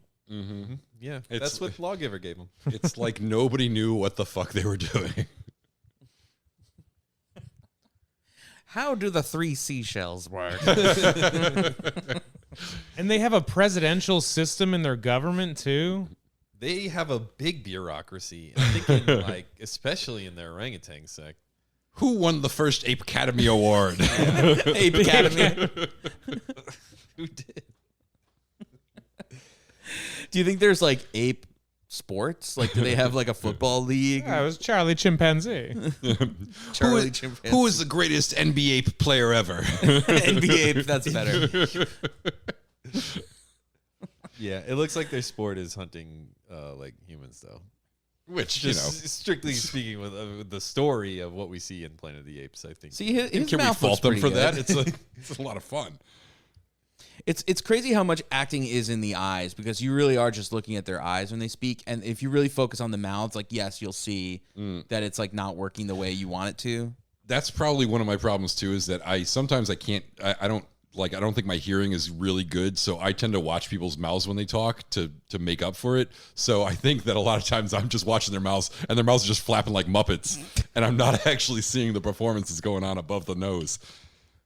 What if we, somehow in the world, and somehow Muppets Instead of alive, apes, Muppets become Muppets alive. take over. Charlton Heston's replaced by Kermit. Everything else is the same. So you know what, Colin? It sounds like you just pitched Planet of the Muppets. There we go. The see no evil, hear no evil. Which, yeah, that's so corny. But I think we can. I think we should take Planet. I think this is yet another great. Do we ever write down the movie ideas that we have that Planet we of the never? Muppets? I think Planet of the Muppets is a good one. It's basically Planet of the Apes, except instead of apes taking over after humanity destroys everything, it's Muppets, and we just ignore the fact that Muppets can't exist without a bunch of Muppeteers prancing around in the background. How come I've never seen your legs? They're always like behind desks. Yeah, exactly. They're always behind desks. Yeah, so they set off all the nukes. After the nukes, people start to die out, but not totally out, and they can't talk anymore. At some point during that, the puppets no longer need puppeteers, and they start walking around, and they start making more puppets. They become sentient. Yes. Yeah, and that becomes the dominant race on the planet of animals. They evolve to the point where they're basically full human sized and have legs and everything and can walk around on their own, except they're still like all floppy Muppet, made out of they're all made out of that whatever that material is. I've never made love to Felt? a Muppet before. Yeah, felt. Yes, they're all felt. Get your felt hands off me. Get your felty hands off me, you damn dirty Muppet. If you give enough stank on it, Muppet's probably like a racial slur. yeah. You can Goddamn Muppet. Damn Muppet. Whoa, don't bring the M-word in here. Or if you, Yikes. it's puppet. If you call them a puppet, That's what they're insulted. Whoa. That's what their slur is. Oh, back to the balsa wood door. Yeah, we've come full circle. The handle is like a toilet paper holder. Like, what is that thing? Yeah, they don't know. They can't invent a doorknob, but they've got like all this other. They can invent a rifle. Yeah, those guns were crazy. The thing that ties his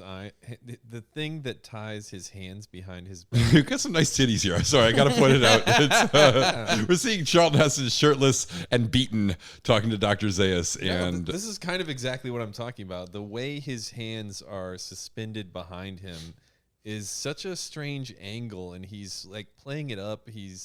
You can take my dignity, but you can't take my titties. He's absolutely saying that, yeah. And it just looks really uncomfortable. I'll let you go, human, if if I could fondle your titties. Come over What here. happens after that? The movie just ends. Come closer to me. Come closer to me. Let me have a suckle. Is that like a Dr. Evil voice? Yes, it's morphing. It's morphing. Dr. Evil, Dr. Zaius. Dr. Evil Zaius. A banana and a bong? Yeah. Now that you've said that, I feel like he's going to grope his boob right now. Yeah. He approaches him. I love how there's several smokers in this movie. Yeah, I really noticed the smoking in this scene. That's why Dr. Zaius is so upset with the humans. He's just too attracted. Yeah. I like all the statues, too. There's like little ape statues everywhere, and I think that's fun, like a fun thing that they have. Yeah, I like the lore that they've created of the lawgiver. Yeah. Yeah, I like the lore. I am not, because I think we've talked about it enough, but like I feel like for budget reasons, the world building doesn't live up to the sets don't live up to like some of the world building elements of like this whole backstory of the apes and whatever. Backstory of the Apes is actually the documentary that they made. Story, yeah. That's the documentary. I believe it was prequel. actually called Behind the Planet of the Apes. Oh, there you go. Yep. Behind the Planet of the Apes is also the porno knockoff.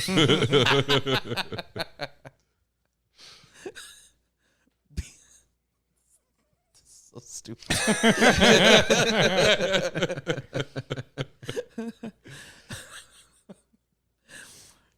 This conversation he has with Dr. Zaius. It's long. Yeah, it's so long.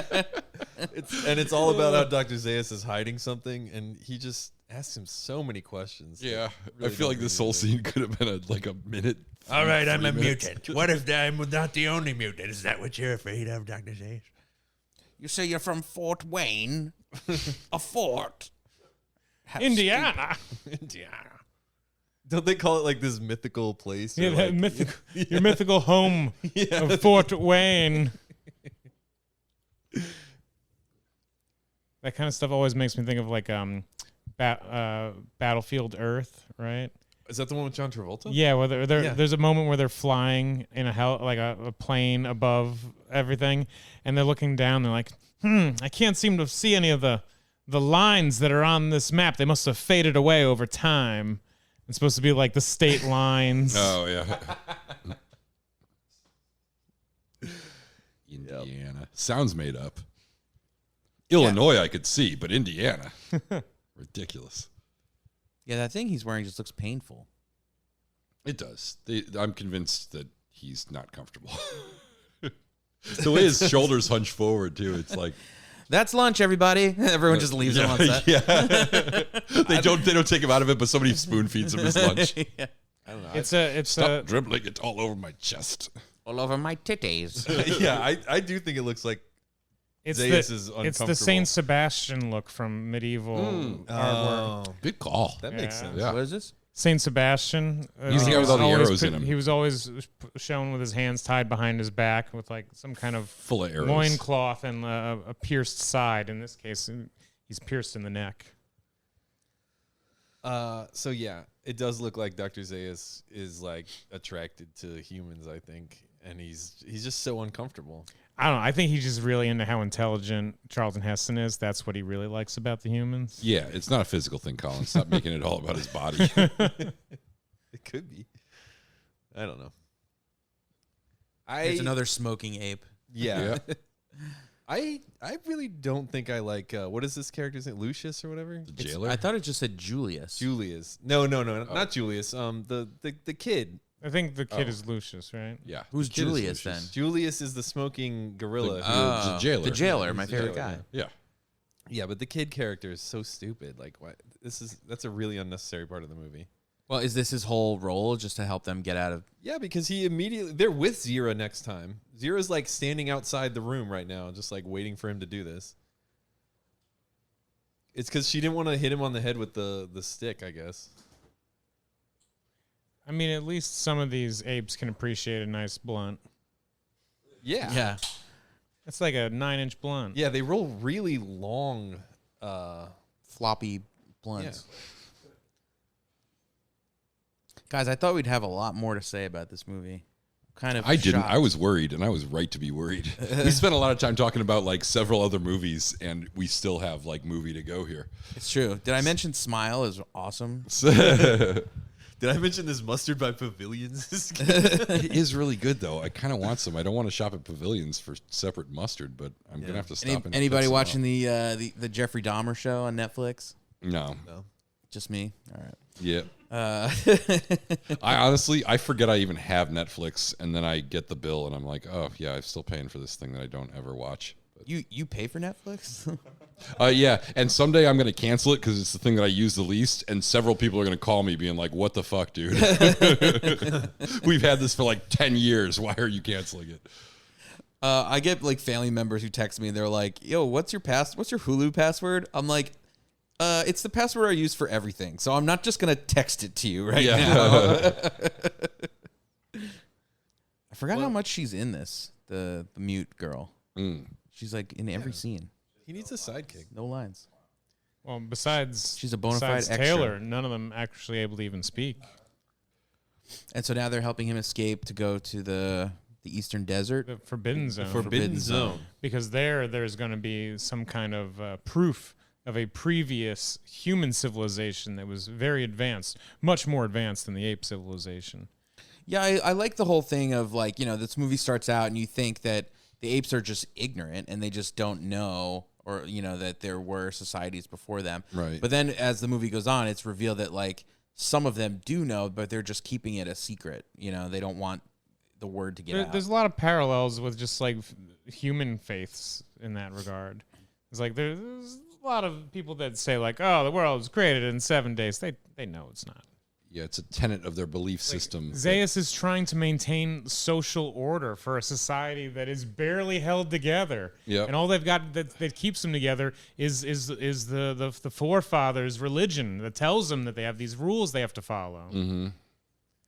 And if they admitted that the people were not, and it's also there's like the parallels to like racism and maybe even like animal rights are these ideas that they mistreat these people because they can and they have the power and they justify it by saying they're not equal to apes. Yeah, exactly. I'm sure you'll get into it when you get to the fourth movie, but this is all about the race riots of 68. And that movie came out in this one came out in 68, but the fourth movie came out in 72. Mm-hmm. But pretty much all of it is about the race riots throughout America, and it was filmed in Century City. Yeah. I thought that was pretty interesting too, not having seen the movies, but just they cranked them out. Like they one every year were coming out with one a year, just boom, boom, boom, boom, boom. And every one of the movies, they decreased the budget by around $900,000 to $1 million.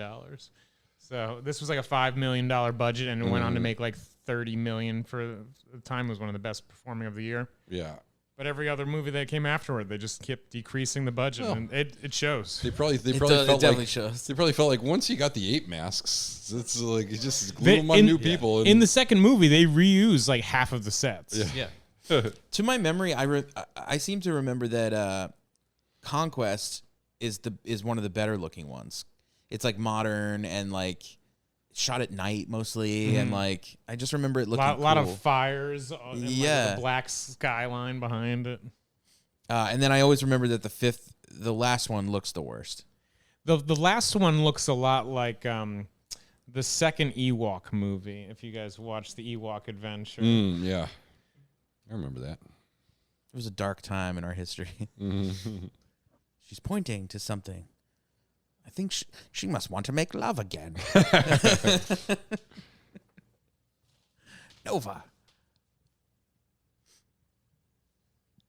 Trust me, we'll get those eyebrows waxed. She has like no idea what's going on. Yeah. Yeah, they don't really really get into. Does Nova understand like anything that he's saying at all to her? Because she's like gesticulating and stuff, but they make it seem like she's just like she really is just an animal. Maybe she understands really well, because this guy has had like a death wish the whole time, and like even now he still kind of just wants to wander off into the Forbidden Zone. Yeah. She's like, please do not send me out with this lunatic. Yeah. I have family. They're worried about me. Chris, our engineer, has just pointed out a fact to me that I should read to you guys. It says, in the original script, the female native humans were all bare-breasted. This idea was squashed by Fox to appease censors. Yeah. That sounds much to the detriment of this entire film. This would have been, even the boring parts would have been a little more interesting. Man, if there was a bunch imagine of Charlton boobs bouncing Heston around. dong flying around the whole movie. That'd be A+. I think I was really disappointed in the lack of nudity. We got a little bit of butts, but that's it. I figured the apes too should have like titties hanging out. I feel like that's apes in the wild are not ashamed.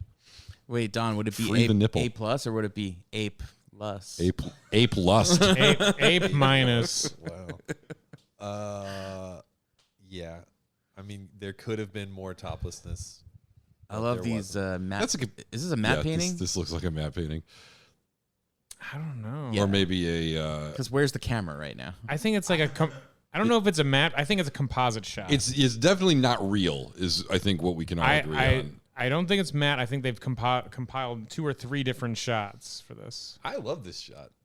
I think they did a good enough job of trying to pretend. Him on the right doesn't look like he's in the space. Like something about his. He has no shadows. Right. He has no shadows. That's what it is. Yeah. Weird. The sun's directly overhead. That's why he doesn't have a shadow. Directly under the sun right now.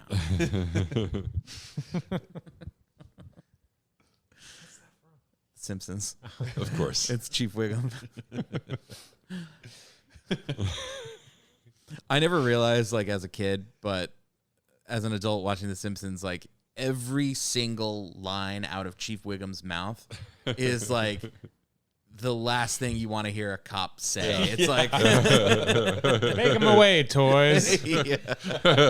Chief, do you just say, make them away, toys? Do what the boy said. I'd rather watch 1,000 guilty men go free than chase after them.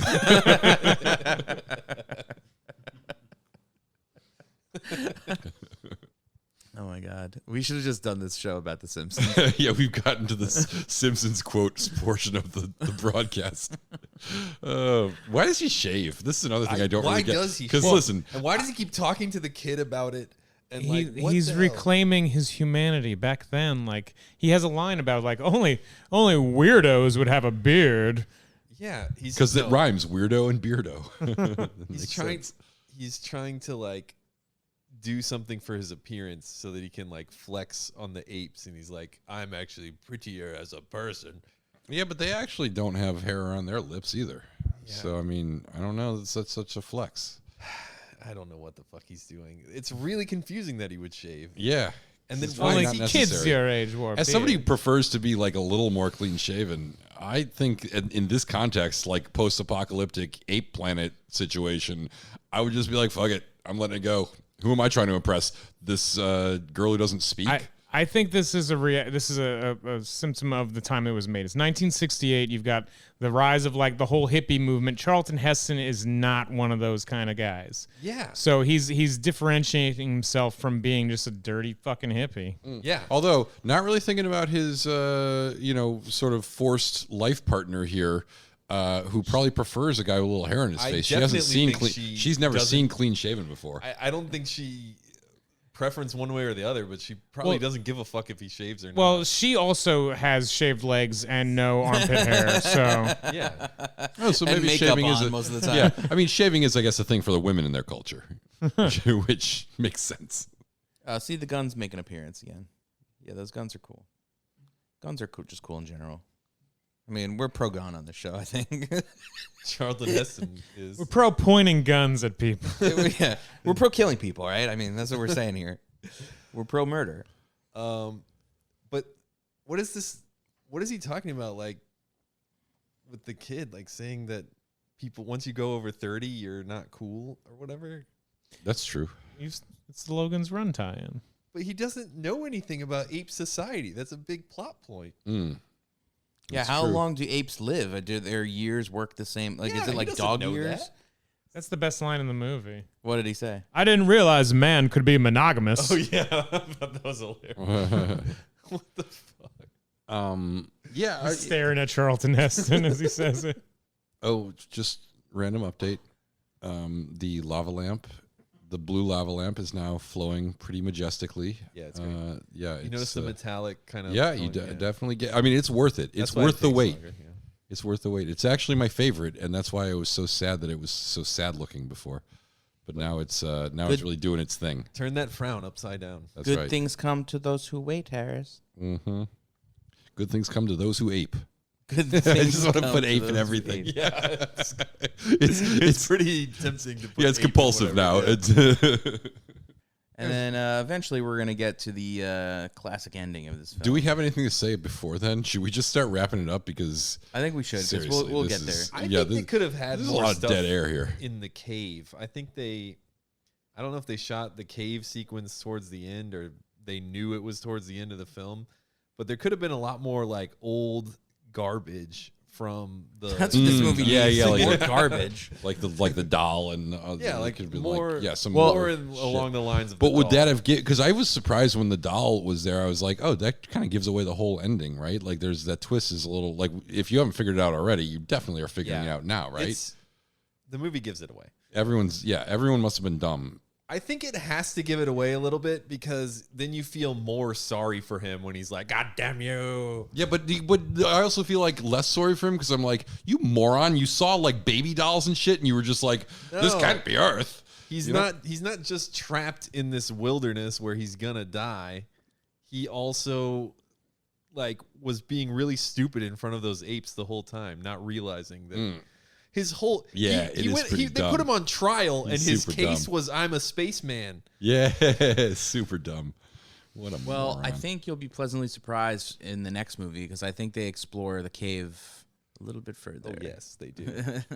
Whatever. Have you seen it? I think Stop the set, spoiling it for me. The set could have had more stuff. You know, the set's too plain. Yeah. Well, how many like really exciting like digs have you seen for like dinosaur bones? It's just dirt and rocks. Yeah, that's Yep. fair. That's you're right. I may have been reaching for my criticism of the cave scene.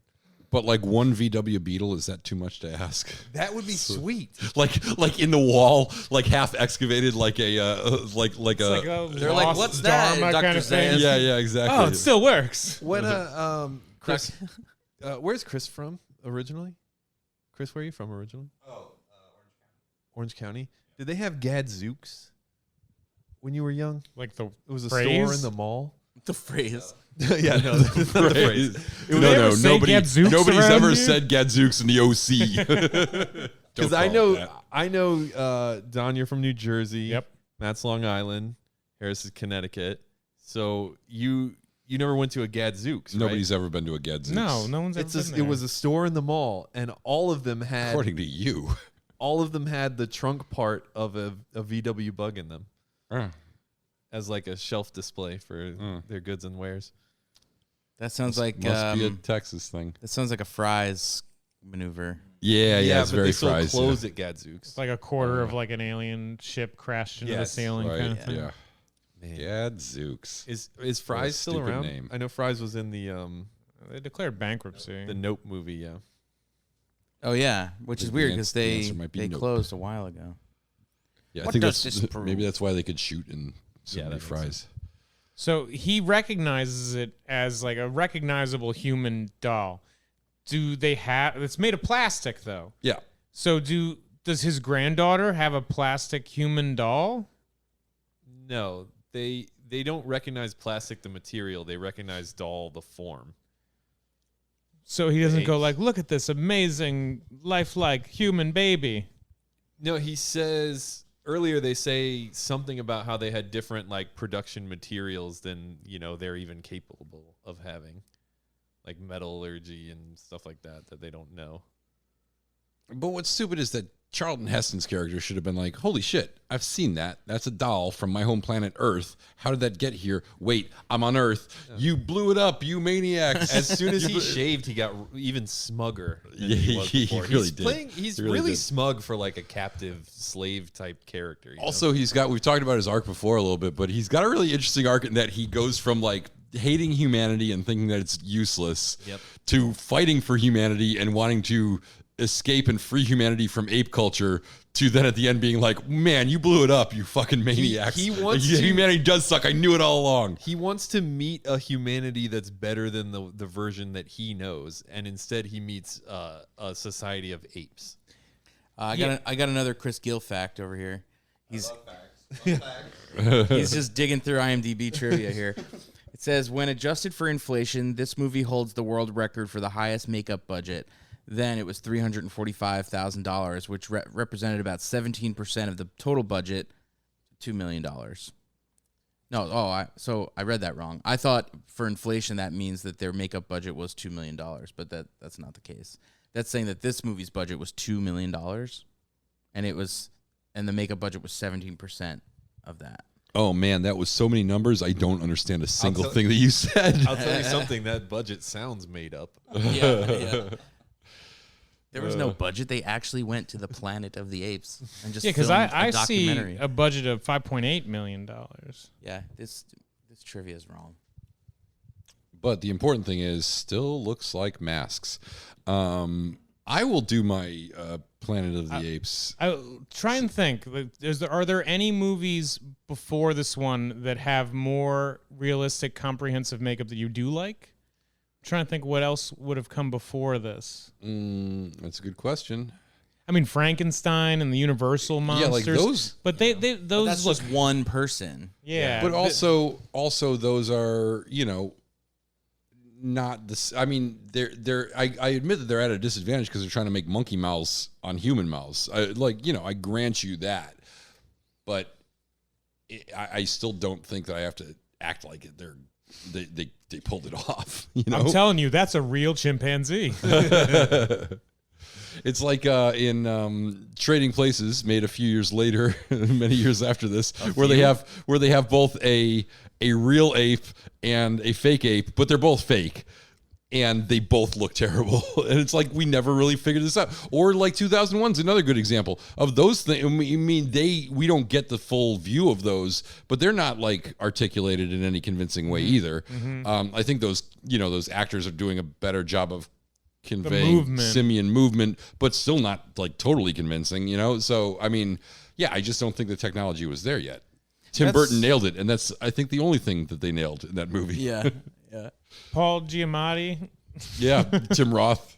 Great performances, great actors, and you could tell, like you could see Tim Roth and Paul Giamatti in those costumes. Michael Clark Duncan. Yeah, Michael Clark Duncan. Yeah, actually, like three great actors in really convincing, different costumes that really work. Yeah. We should watch that movie as a bonus. Yeah, we should. Yes, of course. And then just be confused by it forever. The ending totally kills it. Okay, I'm going to sum up. I'm going to give my rating here. Okay.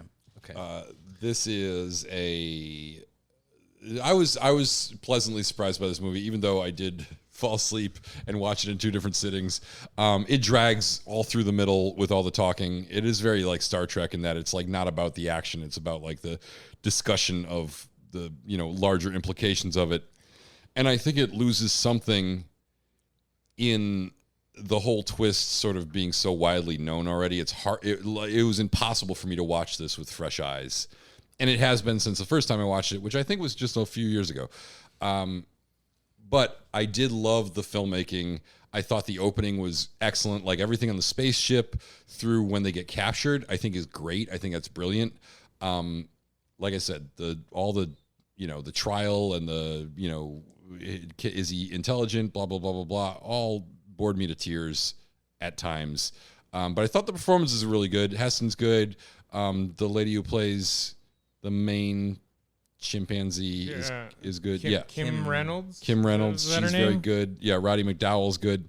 It's very good performances, especially with all the prosthetics. And I appreciate the production value that they get out, even though I don't think the masks are that convincing. I do appreciate the effort that went into them and the whole production design and everything. So I got some complaints, but on the whole, I thought this is a very pleasing movie and an enjoyable watch, and I give it 7 Timothy Dolphins. I'll go next. This movie had some qualities that I really love. It was long. It was slow. At times, it was boring. Yeah, that's three, the trifecta, the college trifecta. Three Nailed it. Ingredients for a great movie. So I loved it. You know, I don't get it. You should know that you're on Earth. First of all, why do you have a death wish? And like, what are you doing here? What's Charlton Taylor? Taylor's his name. Mm-hmm. Yeah. What are you doing? Those are my questions for Taylor.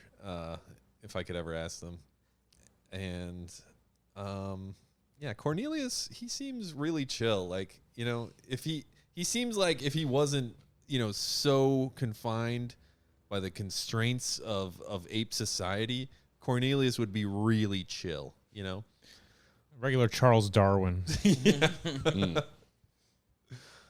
And so your score is? Oh, that would give me 8 Timothy Dolphins. It's too strong. That's It's not that good. I'm going to change to 7. Can I change? Was that final? He pressed the button. He did press the button. That seems pretty final. I don't know. Whatever. 8's fine. It doesn't matter. You'll have your opportunity to make changes. Yeah, I can change it later. All right, I do really like Cornelius's when he reads the verse of like why they hate men so much or why they don't trust men. That's a great like moment, and it's a great reveal in the way it's like worded and everything was like, oh yeah, they got us. they're onto us. He hunts for sport or for lust or for greed, kills his brother to take his land. Do not let him breed in great numbers or whatever. It was like, oh yeah, okay, yeah, I kind of see it from the ape's point of view. Yeah, Zaius really overstates his case. I think, though. I love it. I mean, I grew up with it. I can't remember really a time where I was watching film and I didn't know about Planet of the Apes. It's got so much backstory of just like hanging out on Saturday afternoons watching it with my dad. It's the type of sci-fi that I enjoy. I don't think a single big explosion. There's no robots. It's you maniac. Sci-fi is an avenue to discuss philosophy in the way that we interact as a society and on a human individual level. It does all those things. It touches on race and class and expectations of your place in society.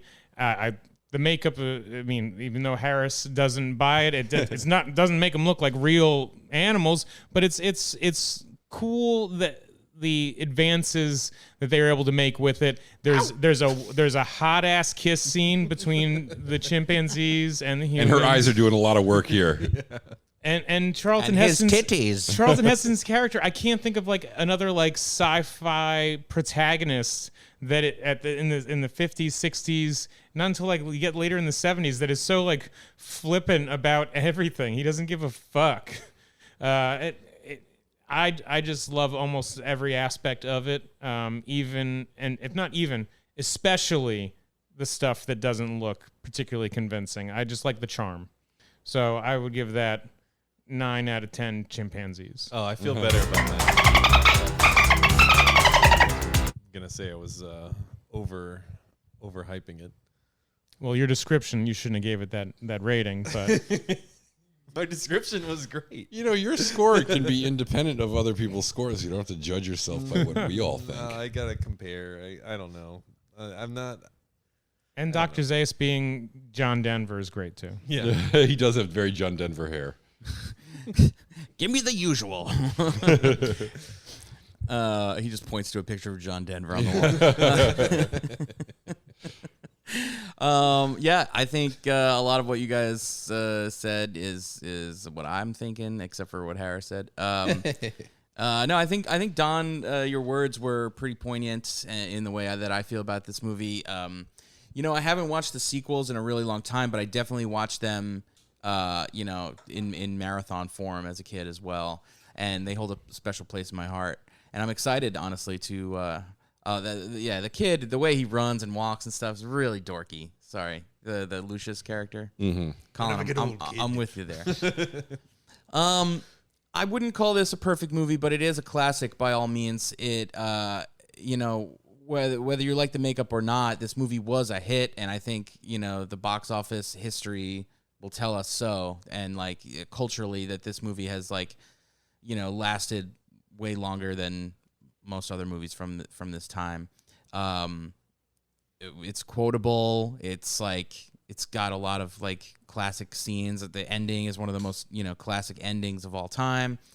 Yeah, I think this movie is in my heart and mind like a bona fide classic, and I feel like it lands somewhere in the 8-9 range, but I'm gonna give it a 9 because for one last thing, what this movie has given me personally is that when I order a drink at Starbucks and I tell them my name, Matt sounds like too many other things. It's a one syllable thing that gets confused. It sounds like Dad. It sounds like Mac. It sounds whatever. So I give them a fake name. I always say my name is Cornelius. They can't fuck that up. They spell it wrong, but when I hear that glorious name, I know my drink is ready. And for that, I give this 9 Timothy Dolphins.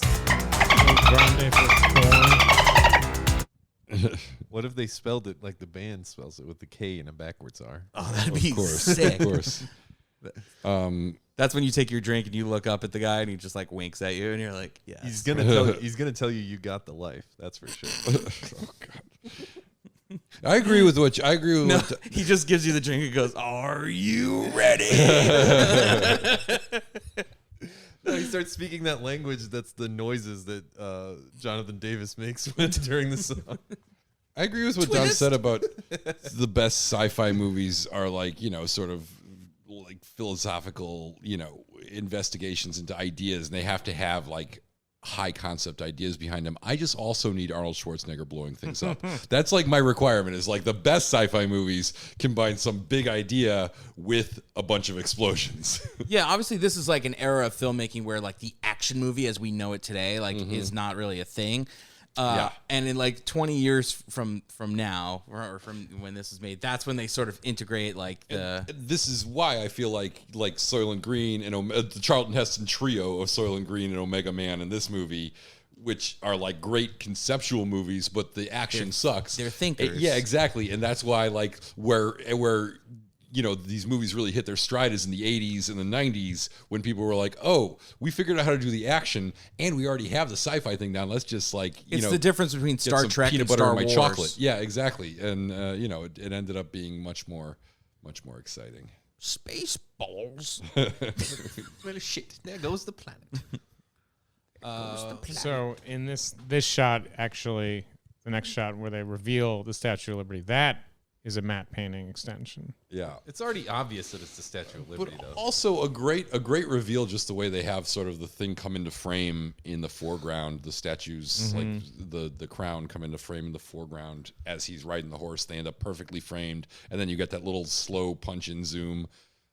And his performance, I mean, honestly, there's a reason this is iconic, because it is just so, we talked a little bit during Soylent Green about whether Charlton Heston is a good actor or a bad actor, and I still don't know, but he is like I don't know if it's good acting or bad acting, but it's a lot of acting. He does the most acting of just about anything. I've seen more of his teeth than any other person's so teeth much I've teeth. ever seen. It So feels much teeth. like a lot of like Nick Cage performances are trying to do Charlton Heston in the Right, 60s. Yeah.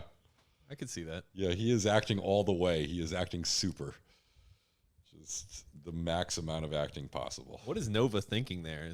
Are we going to keep riding down the beach or what? Like, what, I don't know what this thing Kim is. Hunter. Kim Hunter. Who is this girl? Yeah, who's this? James Whitmore. That sounds familiar. I know a guy named James. Oh yeah, James Daly. Whitmore is the guy who played Brooks in Shawshank I Redemption. knew it. I was gonna say Yeah. the old guy from Shawshank. Oh, yeah. Also from like What was his Asphalt Ravens Jungle, a lot of old film noir movies. name? I forgot. Huh? He's in some the name old- of the bird that Oh, the Shawshank yeah, I don't character. remember. had? Oh, his bird, his raven, or whatever. Yeah. Oh, we should have done James Whitmore top Or crow. It's top a four. crow. Yeah, let's do him. Let's do it right now. We're We not still going got to get time. James Whitmore top four. Okay. Couldn't tell you a Not a chance. damn movie. Let's wrap it up. Okay. All right.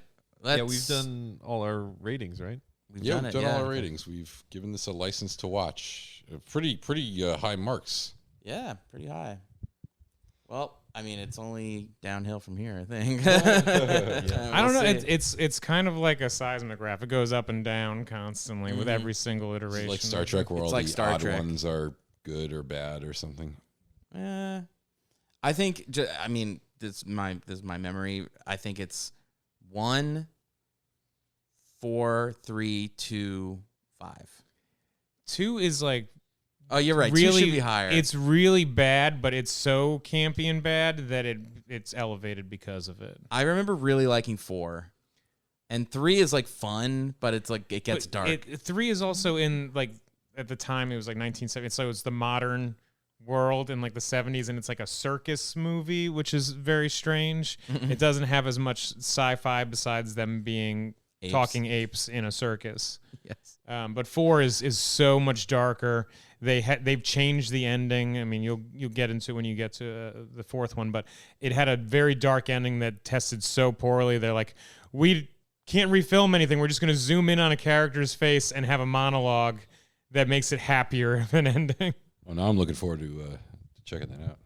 Yeah, 4 is wild. All right. Well, I'm looking forward to watching the rest of this franchise that will get increasingly cheaper and shittier as we go. Yes. But maybe at least the stories will maintain some. I have a Planet of the Apes coffee table book that I've been reading, and it's really interesting. It's mainly just a lot of behind-the-scenes photos of like. I was going to say coffee table books are mostly pictures, right? So that's it's a coffee table book I've been reading, for a week or two now. It's mostly pictures, but I'll get through it eventually. There's chapters. There's a lot of writing. There's captions, descriptions of the photos. Making my way through this coffee table. It's like 18 pages though. It's a lot. It's tough. I mean, I'm heavily in support of books that have a lot of pictures.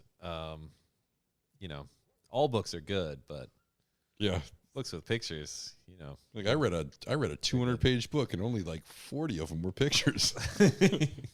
Well, I'm more sweat than man now, so let's end this show. All right, Don, you got anything to plug? I've got a new short that's out, so I'm probably send that to you guys. No one else has to watch it, but look forward to a new historical fiction short film that. Did you shoot it on your honeymoon? No, but I'd recommend everyone does. But I shot something. If you God, boo!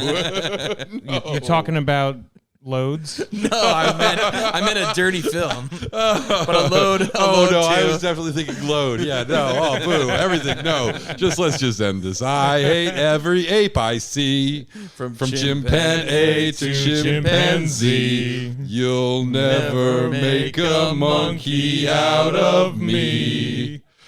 Oh my God, I was wrong. It was Earth all along. You finally made a monkey.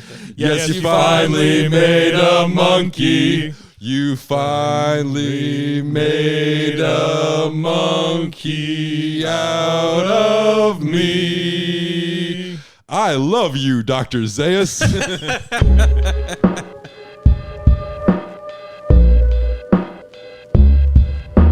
Thanks everybody for listening, and please remember to rate, review, and subscribe if you like listening to us talk about your favorite film franchises.